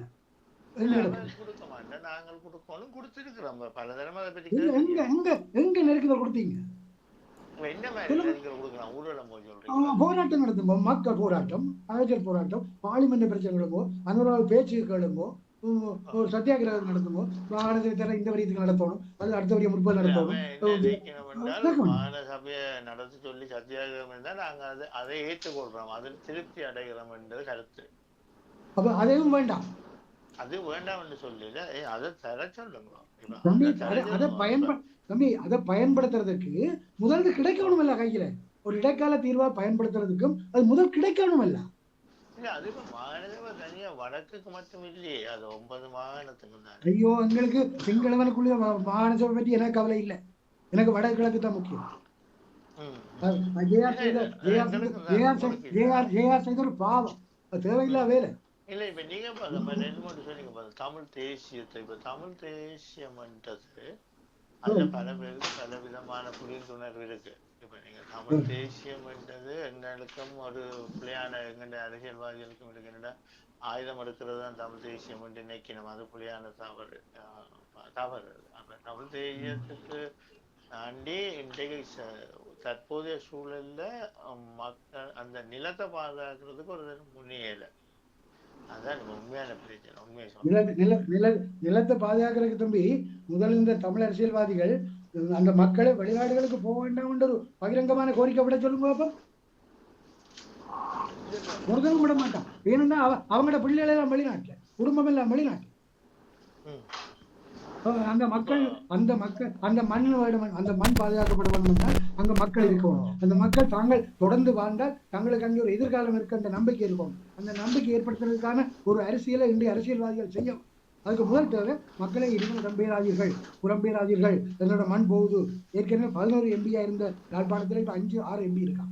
சரி, அப்ப எங்களுடைய அரசியல் உரிமைகள் எல்லாம் இருப்பெல்லாம் பறக்க போகுது என்று சொல்லி இனிமேல் மக்களே வெளிநாடுகளுக்கு போகாதேங்க கொண்டு சொல்றதுக்கு எந்த ஒரு அரசியல்வாதியையும் உங்களால அதை செய்விக்க முடியுமா?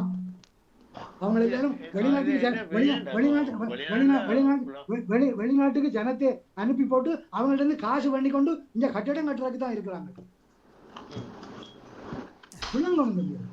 இவங்க தான் இந்த அதை பற்றி ஜனத்தொகை பெருக்கம் வேணும்.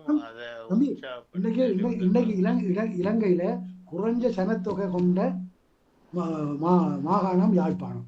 5 மாவட்டம் வடமாகாணம். யாழ்ப்பாணம் அப்ப 2 பாருங்க, யாழ்ப்பாணம் 2 பாருங்க, கிளிநொச்சி 2 பாருங்க, மன்னார் 2 பாருங்க. கிழக்கு தான் ஓரளவுக்கு எங்களை விட வேற இல்ல. தமிழர் அவங்களும் வெளிநாடுகள் போறாங்க, அது அவ்வளோ இருக்காங்க. ஆனா குடாநாடுதான் இதுல சாம்பியன். கப்படுத்தது குடாநாடு தான். கப்படுத்த குடாநாட்டை நிப்பாட்ட பண்ணணும். அது முடியுமா எங்களால? எந்த ஒரு அரசியல்வாதியாவது நாங்க எம்பி சொல்லி வெளிநாட்டுக்கு போகாம நிக்க போறதில்ல. அப்ப பிறகு கணக்கு வேண்டாம், எங்களுக்கு மண் வேண்டாம். நாங்க எல்லாம் வெளியில போயிட்டு கனடா தான் எங்கட நாடுன்னு சொல்லுவோம். அங்க அந்த மாதிரி காட்சி கொண்டு தர்றாங்க கனடா. அப்ப என்னென்றால் இந்த சுதந்திரம் மக்கள் இந்த மே 18ஆம் தேதி வெள்ளவத்தையில ஒரு அந்த தீபம் கொடுத்தினாங்க. அந்த ஒரு வெள்ளை சிங்கள வண்ண தீபம் கொளுத்தினதே பிள்ளை என்டிஆர் நான் சொல்ல வரதை முதல் கேளுங்க தம்பி. நான் என்ன சொல்ல வரேன் முதல் அவர் கொடுத்துறாரு. அப்புறம் சிங்களம் ஒரு தாடி வளர்த்து கொண்ட வந்த சிங்களம் ஒரு அங்க வந்து சத்தம் போடுறான். அப்படியா கொடுத்த விடா கொட்டியா கிட்டியான்னு போங்கடா போய் கனடாவில் கொடுத்தோங்கடா என்றான். அப்போ அவன் மனதில வர்ற ஒரு அரசியலை பாருங்க. அவன் கனடா தான் அவங்களோட நாடுன்றான். தெரியும் அவன் அந்த பாட்டை வருது பாருங்க. நாளைக்கு எங்களுக்கு முந்தி 83 அடிச்ச மாதிரி திரும்ப அடிச்சால் யாழ்ப்பாணத்துக்கு போகக்கூடான்னு சொல்றதை விட போகக்கூடா கனடாவுக்குன்னு சொன்னாலும் சொல்லுவான் போலடா. அந்த அளவுக்கு எங்கட நிலை நான் பகுதியா சொல்றேன், ஆத்திரத்தில் சொல்லல. மக்கள் இங்கிருந்து போகக்கூடாது. நீங்களே சொல்றீங்க மக்களை நாங்கள் எப்படி வெளிநாட்டு போகாத அடிக்கிறதுக்கு போல தடுக்கல தம்பி. முழுதா புலம்பெயர்ந்து நீங்கள் யாழ்ப்பாணத்துல எந்த பகுதி எனக்கு தெரியாது, எல்லா ஊரையும் எடுத்து பாருங்க. ஒவ்வொரு கிளாடு ஒவ்வொரு நாயோட வீட்டை கட்டி போட்டு இருக்கு. ஒவ்வொரு 2 கிளாடு ஒரு நாய் அல்லது அங்கே வேலை செய்யறதுக்கு அடுத்த வீடு அங்க இங்கிருந்து ஒரு மனுஷிய அவன் 1,50,000 25,000 தங்களோட தகுதி கேட்டு கிளவி காசை கொடுத்துட்டு இருக்கிறோம். அப்படிதான் அங்க இருக்கு. ஒரு கள்ளன் வந்தால் முடிஞ்சது. எங்க வீட்டிலேயே என்னுடைய ஒரு மாமி தான் இருக்கிறான். அங்கேயும் அங்க அயல்ல இருக்கிற கள்ளங்கள் வந்து தேங்காய பகல்ல புடுங்குவான். அந்த மனுஷட பொலிசுக்கு சொல்லுவேன்னு சொல்ல அவன் சொல்றான் என்னண்டா, பொலிசுக்கு நீ சொல்ல வேண்டாம், இந்த என்னோட நம்பர் இருக்கு, நீ எந்த போன்லயே பொலிசுக்கு சொல்ல. இந்த மாதிரி தான் அங்க இருக்கு வாழ்க்கை. யாழ்ப்பாணத்துல இருக்கிற வாழ்க்கை உங்களுக்கு தெரியல. வாழ்வெட்டு அந்த வெட்டு இந்த பொம்பளை பிள்ளைகளை பிள்ளையா பயன்படுத்துறது அது கிட்டத்தட்ட நீங்கள் யூடியூப்ல பார்த்துருப்பீங்க. ஒரு வலிகாம பக்கமோ யாழ்ப்பாணம் பக்கம் ஒரு வீட்டுல ஒரு பெண் தலைமைத்துவ குடும்பத்துல தாய் மட்டும் இருக்கு. அங்க ஒரு பிள்ளைய போட்டோ எடுக்கணும், இங்க வா வெளியில் வாண்டு கூப்பிடுறான். என்னது கூப்பிடுற போட்டோ எடுக்கணும்னா பாத்தீங்களா யாழ்ப்பாணம். நாங்க யாழ்ப்பாணம் வந்து தம்பி ஒரு 30 வருட கால கற்பனை செய்து பார்க்க முடியாத தியாகங்கள் கொண்ட ஒரு போராட்டத்தை கடந்து வந்த சமூகத்துக்கான எந்த விதமான குணாதிசயம் இல்லாத ஒரு தரைகட்ட சமூகமா இருக்கு தம்பி. நீ வந்து பார்க்கணும். எங்க இருந்து பேசுறீங்க விளங்கு இல்ல. நீங்க அதுல ஒரு முக்கிய போராட்டத்துக்கு முன்னம் நீங்க பாத்தீங்கன்னா எங்க அந்த தரையட்டம்னா முந்தியும் இருந்தது எங்கள்ல. எல்லாரும் கள்ளு குடிக்கிறவங்க வடமாகாணம் கள்ளு குடிச்சு எழுதலாம். நாங்கெல்லாம் கூட குடிச்ச மாதிரி இருக்கு. நன்றி. நிகழ்ச்சியில் இணைந்து கொண்டதுக்கு நன்றி. நிகழ்ச்சி நேரம் மிக வேகமாக கடந்து விட்டது என்று நம்புகிறேன். இறுதியாக நாங்கள் ஒரு முடிவுரை சொல்லி நிகழ்ச்சியை நிறைவு கொண்டோம். அதாவது வந்து நான் உங்களிடம் கேட்க விரும்புவது அல்லது நாங்கள் கதைத்தது இதுதான்.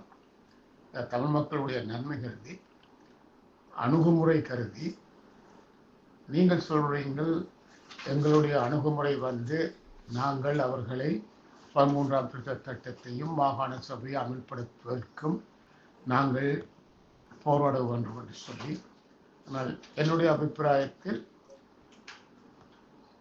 மாகாண சபை அதிகார பரவல் முறையில் நம்பிக்கை இல்லாமல் ஒரு நாடு ஒரு மக்கள் ஒரு தேசம் என்ற கோட்பாட்டுக்குள் மக்கள் எல்லாரும் வர வேண்டும் என்று இருக்கின்ற ஒரு அரசாங்கத்துடன் எதை வலியுறுத்துவதென்று இருக்கின்றது உண்டு. அவர் தருவார்களா, அவர்கள் அதை நடைமுறைப்படுத்துவார்களா என்பது. அடுத்தது வந்து அப்படி இல்லை என்று சொல்லி அதை நடைமுறைப்படுத்துவதற்காக நாங்கள் புலம்பெயர் அழுத்தங்களை கொடுக்கிற பொழுது அந்த புலம்பெயர் அழுத்தங்கள் புலிக்கொள்கையை அல்லது புலியை மீளுருவாக்கம் செய்வதற்காக தமிழ் மக்கள் தயாராகிறார்கள் என்று சொல்லி அதையே சாக்காக சொல்லி இந்த காணி விடுவிப்பையோ அல்லது மற்றதையோ கிளப்புகின்ற ஒரு போக்கைத்தான் நீங்கள் சரத் பொன்சேகா போன்ற பழைய இராணுவ தளபதி இனவாதிகளிடமிருந்து கேட்கிறோம். அப்ப இங்க எதை நீங்கள் ஒரு அணுகுமுறையாக அல்லது நடக்கக்கூடிய ஒரு முறையாக கருதுகிறீர்கள்? அப்படின்னா புலம்பெயர் சமூகம் பேசாமலே இருக்க வேண்டுமா, அல்லது அங்கு அவர்களுக்கு ஆதரவாக இருக்கிற புத்திஜீவிகள் இவர்களுடன் ஒரு அணுகுமுறையை வரைத்து நாங்கள் மாகாண சபை முறையை தக்க வைத்துக் கொள்ள வேண்டும் என்று எண்ணுகிறேன். என்றால் அவர்கள் கூட, அதாவது அவருடன் இணைந்து பயணிப்பவர்கள் கூட ஒரு நாடு ஒரு மக்கள் ஒரு தேசம் என்ற ஒரு சிந்தனையில் தான் போய் கொண்டிருக்கிறார்கள். அவர்கள் கூட அனுராவுடன் மாகாண சபைகளை தக்க வைக்க கொள்ள வேண்டும் என்ற ஒரு கோட்பாட்டை எடுத்து பேசுவதாக தெரியவில்லை தானே. ஆக ஒன்றை நாங்கள் விருக்கமா சொல்லுவானுமா இருந்த ரஜரட்ட லுனு இப்ப யாழ்ப்பாணத்தில் லுனுவா உப்பாக அவ்வளவுதான் நடக்குது. ஆனவர உப்பாக ரஜரட்ட லுனு ஆனவர உப்பாக வருது. இதை தவிர அவர்கள் என்ன ஒரு இந்த மாகாண சபையை தக்க வைக்கிறதோ அல்லது மாகாண சபை முறைமையில் தான் தொடர்ந்து அதிகாரம் இருக்கிறோம் என்று பேசக்கூடிய ஒரு நிலையில் அவர்கள் நடப்பதாக தெரியவில்லை தானே. கடைசியை பார்த்தா கபிலன் 3 லட்சத்து சம்பளத்தை உதறி எறிந்து விட்டு மேயராக வரும் கனவுடன் வந்தார். இப்ப அவர் மேயராகவில்லை. இப்ப அவருக்கு தாங்கள் இன்னொரு விதத்தில் ஏதோ சம்பளம் கொடுத்து பாவிக்க வேண்டும் என்ற முறையில் சந்திரசேகர் கதைக்கிறார்.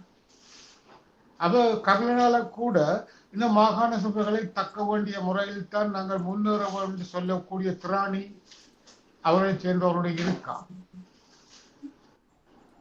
யார் அதை பேசுவது? நீங்கள் சொன்ன இந்த கேள்விகள் எல்லாம் நாங்கள் ஏற்கனவே கதைச்சு கொண்டதுக்குள்ளால அவ்வப்போது வந்த கேள்விகள் தான், ஒன்றும் புதாக இல்லை.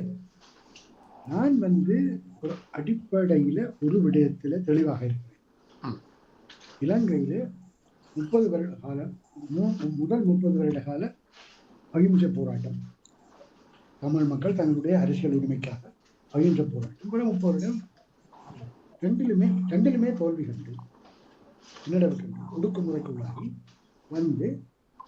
இருக்கிற ஒரு சமூகம். அரவாசனம் புலம்பெயர்ந்து நாட்டு மக்கள் இப்ப நாங்கள் வடக்கு கிழக்கில சமஷ்டி கட்ட 48 தொடங்கின 49 தொடங்கின காலத்துக்கு பிறகு, தமிழீழங்க தொடங்கின காலத்துக்கு பிறகு இன்றைக்கு அந்த நாங்கள் கேட்ட தமிழீழத்தின் நிலப்பரப்பு என்ன லட்சணத்துல இருக்கின்றதும் உங்களுக்கு தெரியும். அப்ப நாங்கள் இன்றைக்கு ஒரு பாதிக்கப்படக்கூடிய ஒரு சமூகமாக இருக்கிற எங்களுக்கு தான் தந்துருவாயம் தேவை. தென்னிலங்கை அரசியல் அதிகார வர்க்கத்துக்கு, அது அரசாங்கத்துக்கு எங்களை பற்றிய கவலை இருப்பதாக நான் சொல்லவில்லை. அவர்கள் எங்களுக்கு ஒரு தீர்வை தங்க தாம்பாளத்தில் தருவார்கள் என்று நான் எதிர்பார்த்து கதைக்கிற ஒரு ஆளும் என்ன சொல்றேன் என்றால், இன்றைய சூழ்நிலையில நாங்கள் எங்களுடைய எதிர்கால இருப்பை உறுதி செய்வதற்கு சில தந்திரோபாயமான அணுகுமுறைகள் தேவை.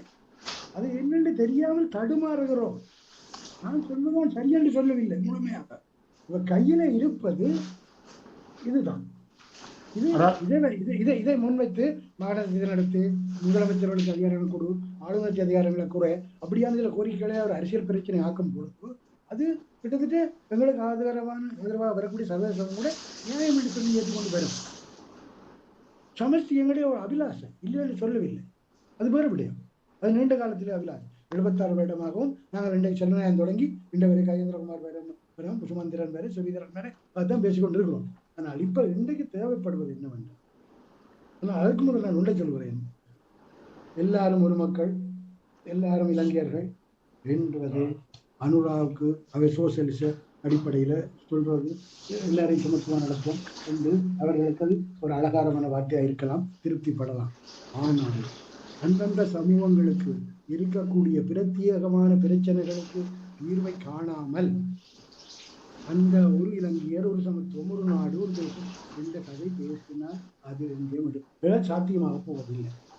எங்கள் தமிழ் மக்களுக்கு போருக்கு பின்னர், போருக்கு முன்னர் பிரத்யேகமான பிரச்சனைகள் இருந்தன. அந்த பிரச்சனைகள் குறைந்தபட்ச தீர்வியனும் கொண்டுதான் உங்களுடைய சமத்துவத்தை பற்றி பேசலாம். உங்களுடைய சமத்துவத்தை பற்றி அந்த மக்களுக்கு ஒரு நம்பிக்கை ஏற்படுத்த முடியும். நீங்கள் 6 மாதத்திலேயே நம்பிக்கை ஏற்படுத்த முடியலன்னு உள்ளூராட்சி தேர்தல் மக்கள் காட்டினார்கள் தானே. இப்ப அனுராவினுடைய பக்கமாக நான் நின்று பேசவில்லை. பாதிக்கப்படக்கூடிய சமூகத்தை பிணைத்துவப்படுத்தப்பட வேண்டியவர்கள் என்ற முறையிலே எங்களிடம் நிதானம் இருக்க வேண்டும். விமல் வீரவன்ச பேசுவது மாதிரி கஜேந்திரகுமார் பேசக்கூடாது. சரத் பொன்சேகா பேசுற மாதிரி, உதயகமன் பேசுற மாதிரி சுமந்திரன் பேசக்கூடாது.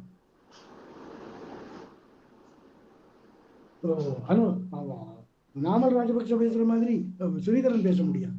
உங்களுக்கு பொறுப்பு இருக்கிறது. நீங்கள் அனாதரவா நிற்கிற ஒரு சமூகத்தை முயற்சிக்கு கொண்டு வரதாக சொல்லிக் கொண்டு வந்திருக்கிற ஆட்கள் உங்களிடம் தான் நிதானம் வேணும் என்று கேட்கிறது. உஷார் அன்றைக்கே கிளிநொச்சியில எல்லா பிரதேச சபையிலும் கூடி சத்தியபிரமாணம் கேட்கல. கடைசி வாசகம் தமிழர் தாகம் சுயநிர்ணய தேசம் ரெண்டு வாசகம் சொல்ல மாத்தினது விளங்கு தானே.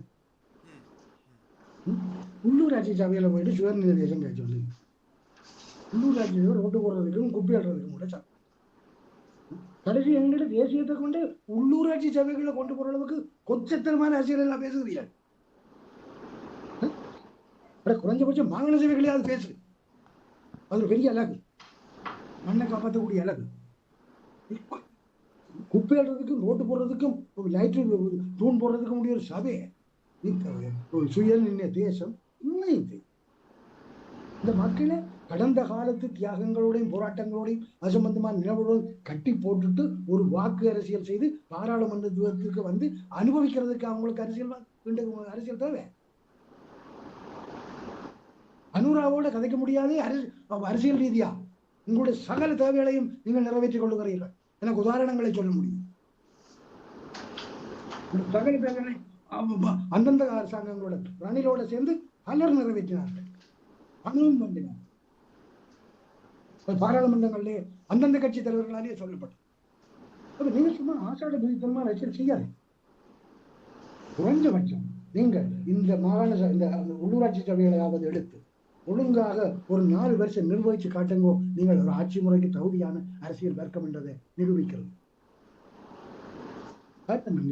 400 எல்லாம் சம்பளத்தில் தருவார் என்று யோசிக்க இல்லையா? அவர் தர முடியாது, தர மாட்டார். தர வைக்க வேண்டியது நாங்கள்.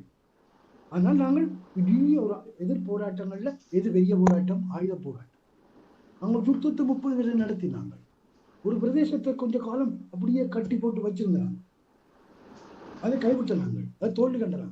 அது தோல்வி கண்ட நான் இந்த போர் தோற்கடிக்கப்பட்டது நான் இப்படியும் பார்க்கறது.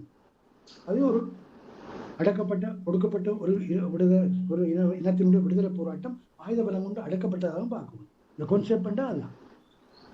போர் போர் ராணுவ ரீதியாக தோற்கடிக்கப்பட்டது என்று சொல்ல. ஆனால் அடிப்படையில் அந்த கான்செப்ட். ஆனால் அந்த இன விடுதலை போராட்டம் ஒவ்வொரு இயக்கங்களினுடைய அவையினுடைய நலன்களுக்காக, சந்தர்ப்ப நலன்களுக்காக, அவையினுடைய இயக்க நலன்களுக்காக ஹைஜாக் பண்ணப்பட்டு கொண்டு போனது வேற கதை. அது எல்லாத்தையும் நாங்கள் இப்ப பேச முடியாது. அதனால நாங்கள் இன்றைக்கு இருக்கிற நிலைமையில வச்சு கொண்டுதான், நிலத்தில காலை வச்சு கொண்டுதான் ஐயா கதைக்கு நாங்கள் அதே தான் என்னுடைய ஆதங்கம்.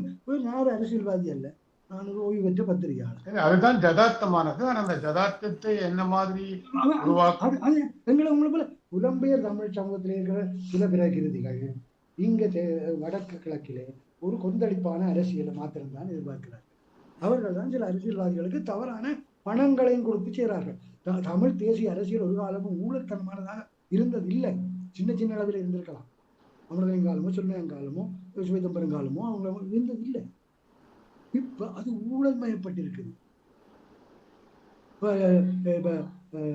ஜனாதிபதி தேர்தலில் தனி ஜனாதிபதியா என்ன ஜனாதிபதி? தமிழ் ஜனாதிபதியா ஒரு வேட்பாளர் நிற்பாட்டினோம்.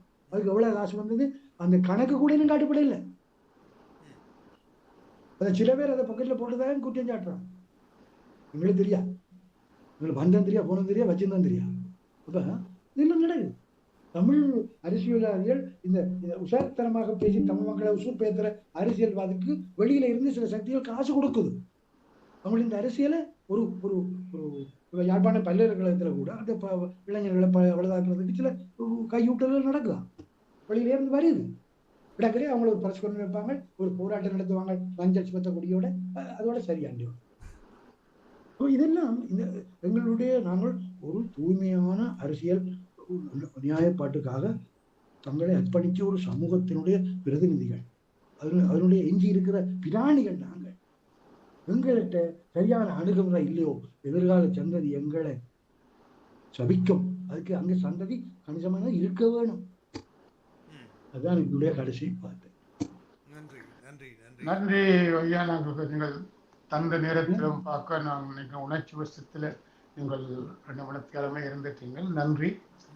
நாங்கள் இன்னொரு இடத்தில் தொடர்ந்தும் இல்ல நான் உணர்ச்சி வசப்படுற ஆள் இல்ல. எனக்கு அந்த திரும்ப திரும்ப சொல்ல கொண்டு கிடக்கே ரெண்டுதுலதான் உணர்ச்சி வரும். நிதானம். நீங்கள் நிதானமாகத்தான் பேசினீங்க. நான் இல்லைன்னு சொல்லி உணர்ச்சி நீங்கள் மிக மிக மிக யதார்த்தமான ஒரு கள நிலவரத்தை நீங்கள் சொல்லியிருக்கிறீங்க. இது எனக்கு வர ஃபீட்பேக்கை நீங்க எனக்கு சொல்லுங்க. நினைக்கலாம் கட்டாயம். ஆனா அதே சமயத்தில் என்னன்னா உடனே என்ன செய்வாங்கன்னா புலிகளுக்கு எதிரான ஆள் போல கட்டுவான். அது அந்த பிரச்சனை எங்களுடைய உள்ள பிரச்சனை. இவர் சுமந்திரன் ஆள் போல, இவர் கயந்திரகுமாரி ஆள் போல. எனக்கு எந்த ஆளும் இல்லை. எனக்கு ஒரு ஆள் இருந்தாலும் செத்து போறேன். அந்த மாதிரியான பார்வைகள் எனக்கு தெரிஞ்ச எனக்கு காட்டித்தரப்பட்ட அரசியல் அணுகுமுறையில அரசியல் சித்தாந்தங்களை அடிப்படையாக வச்சு கொண்டு இன்றைய நிலைமையை நான் பார்க்கிறேன். அவ்வளவுதான். ஆனால் இந்த 6 மாத காலத்தில் முற்று முழுதாக சரி இருக்குன்னு நான் சொல்ல வரையில. இந்த 6 மாத காலத்தில் 10 மாத காலத்தில் அவர்களோடு இணைந்து பணியாற்றிய அங்குள்ள புத்திஜீவிகள், ஒரு நாடு என்று வெளிக்கிட்டவர்கள் எந்த ஒரு மனோநிலையில் தற்சமயத்துக்கு இருக்கிறார்? அது தேர்தல், அது புத்திஜீவிகள் அவர்கள் எல்லாரும் முடியும். மக்கள் அவர்களுக்கு வாக்களித்தார்கள். பாராளுமன்ற தேர்தலில் 3 பேர். தமிழ் தேசியவாத அரசியலினுடைய கோட்டை என்ன சொல்றது, கோட்டை யாழ்ப்பாணத்தில் ஒரு தென்னிலங்கை சிங்கள தலைமைத்துவத்தை கொண்ட ஒரு கட்சி 3 சீட்டு எடுத்து ஐயா. கஜேந்திரகுமார் பொன்னம்பலம் கடும் தேசியவாதம் பேசுறாள். அர்ஜுனாவின் பக்கத்துல இருக்கிற பொம்பளை, அந்த பொம்பளை எடுத்த குறைஞ்சதை விட வாக்கு குறைஞ்சு எடுத்தேன். இது எங்க நாங்க போய் சொல்றது? அர்ஜுனாவும் கூட தேசியவாதம் தானே பேசலாம். அவனுக்கு அன்னைக்கு இந்த 237 கண்டெய்னர்ஸ்க்குள்ள பிரபாகரன் பொருட்கள் வந்தோண்டு பார்லிமெண்ட்ல பேசுறோம். அது சொல்றான், நான் ரெஸ்பான்சிபிலிட்டியோட தான் பேசுறேன், ஆனா வெறுതെ பண்ண மாட்டேன்னு. 2க்கு முடியல வித்தியாசம். இப்படியான பிரதிநிதிகளை கொண்டாடுறதுக்கா நாங்கள் இவ்வளவு காலம் போராடி நீங்கள் இவ்வளவு நேரம் பேசிக்கொண்டிருக்கோம். விசாரணை யாழ்ப்பாணத்தான படிச்சோன்னு சொல்லுவாங்க. எங்கேயா படிச்சா இப்பவன் எல்லாம் படிச்சு முடியுது. பிள்ளைகள் ரிசல்ட்ஸ் எடுக்குதுகள்.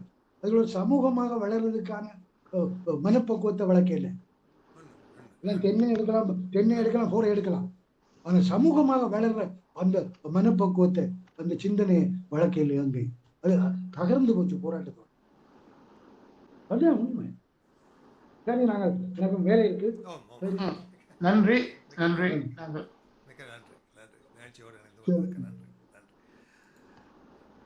நேயர்கள், இதுவரை சுவடுகள் நிகழ்ச்சியில் தினக்குரல் பத்திரிகையின் முன்னாள் பிரதம ஆசிரியரும் அரசியல் பத்தி எழுத்தாளருமான திரு வீரகத்தி தனபால் சிங்கம் அவர்கள் கலந்து சிறப்பித்ததை கேட்டீர்கள்.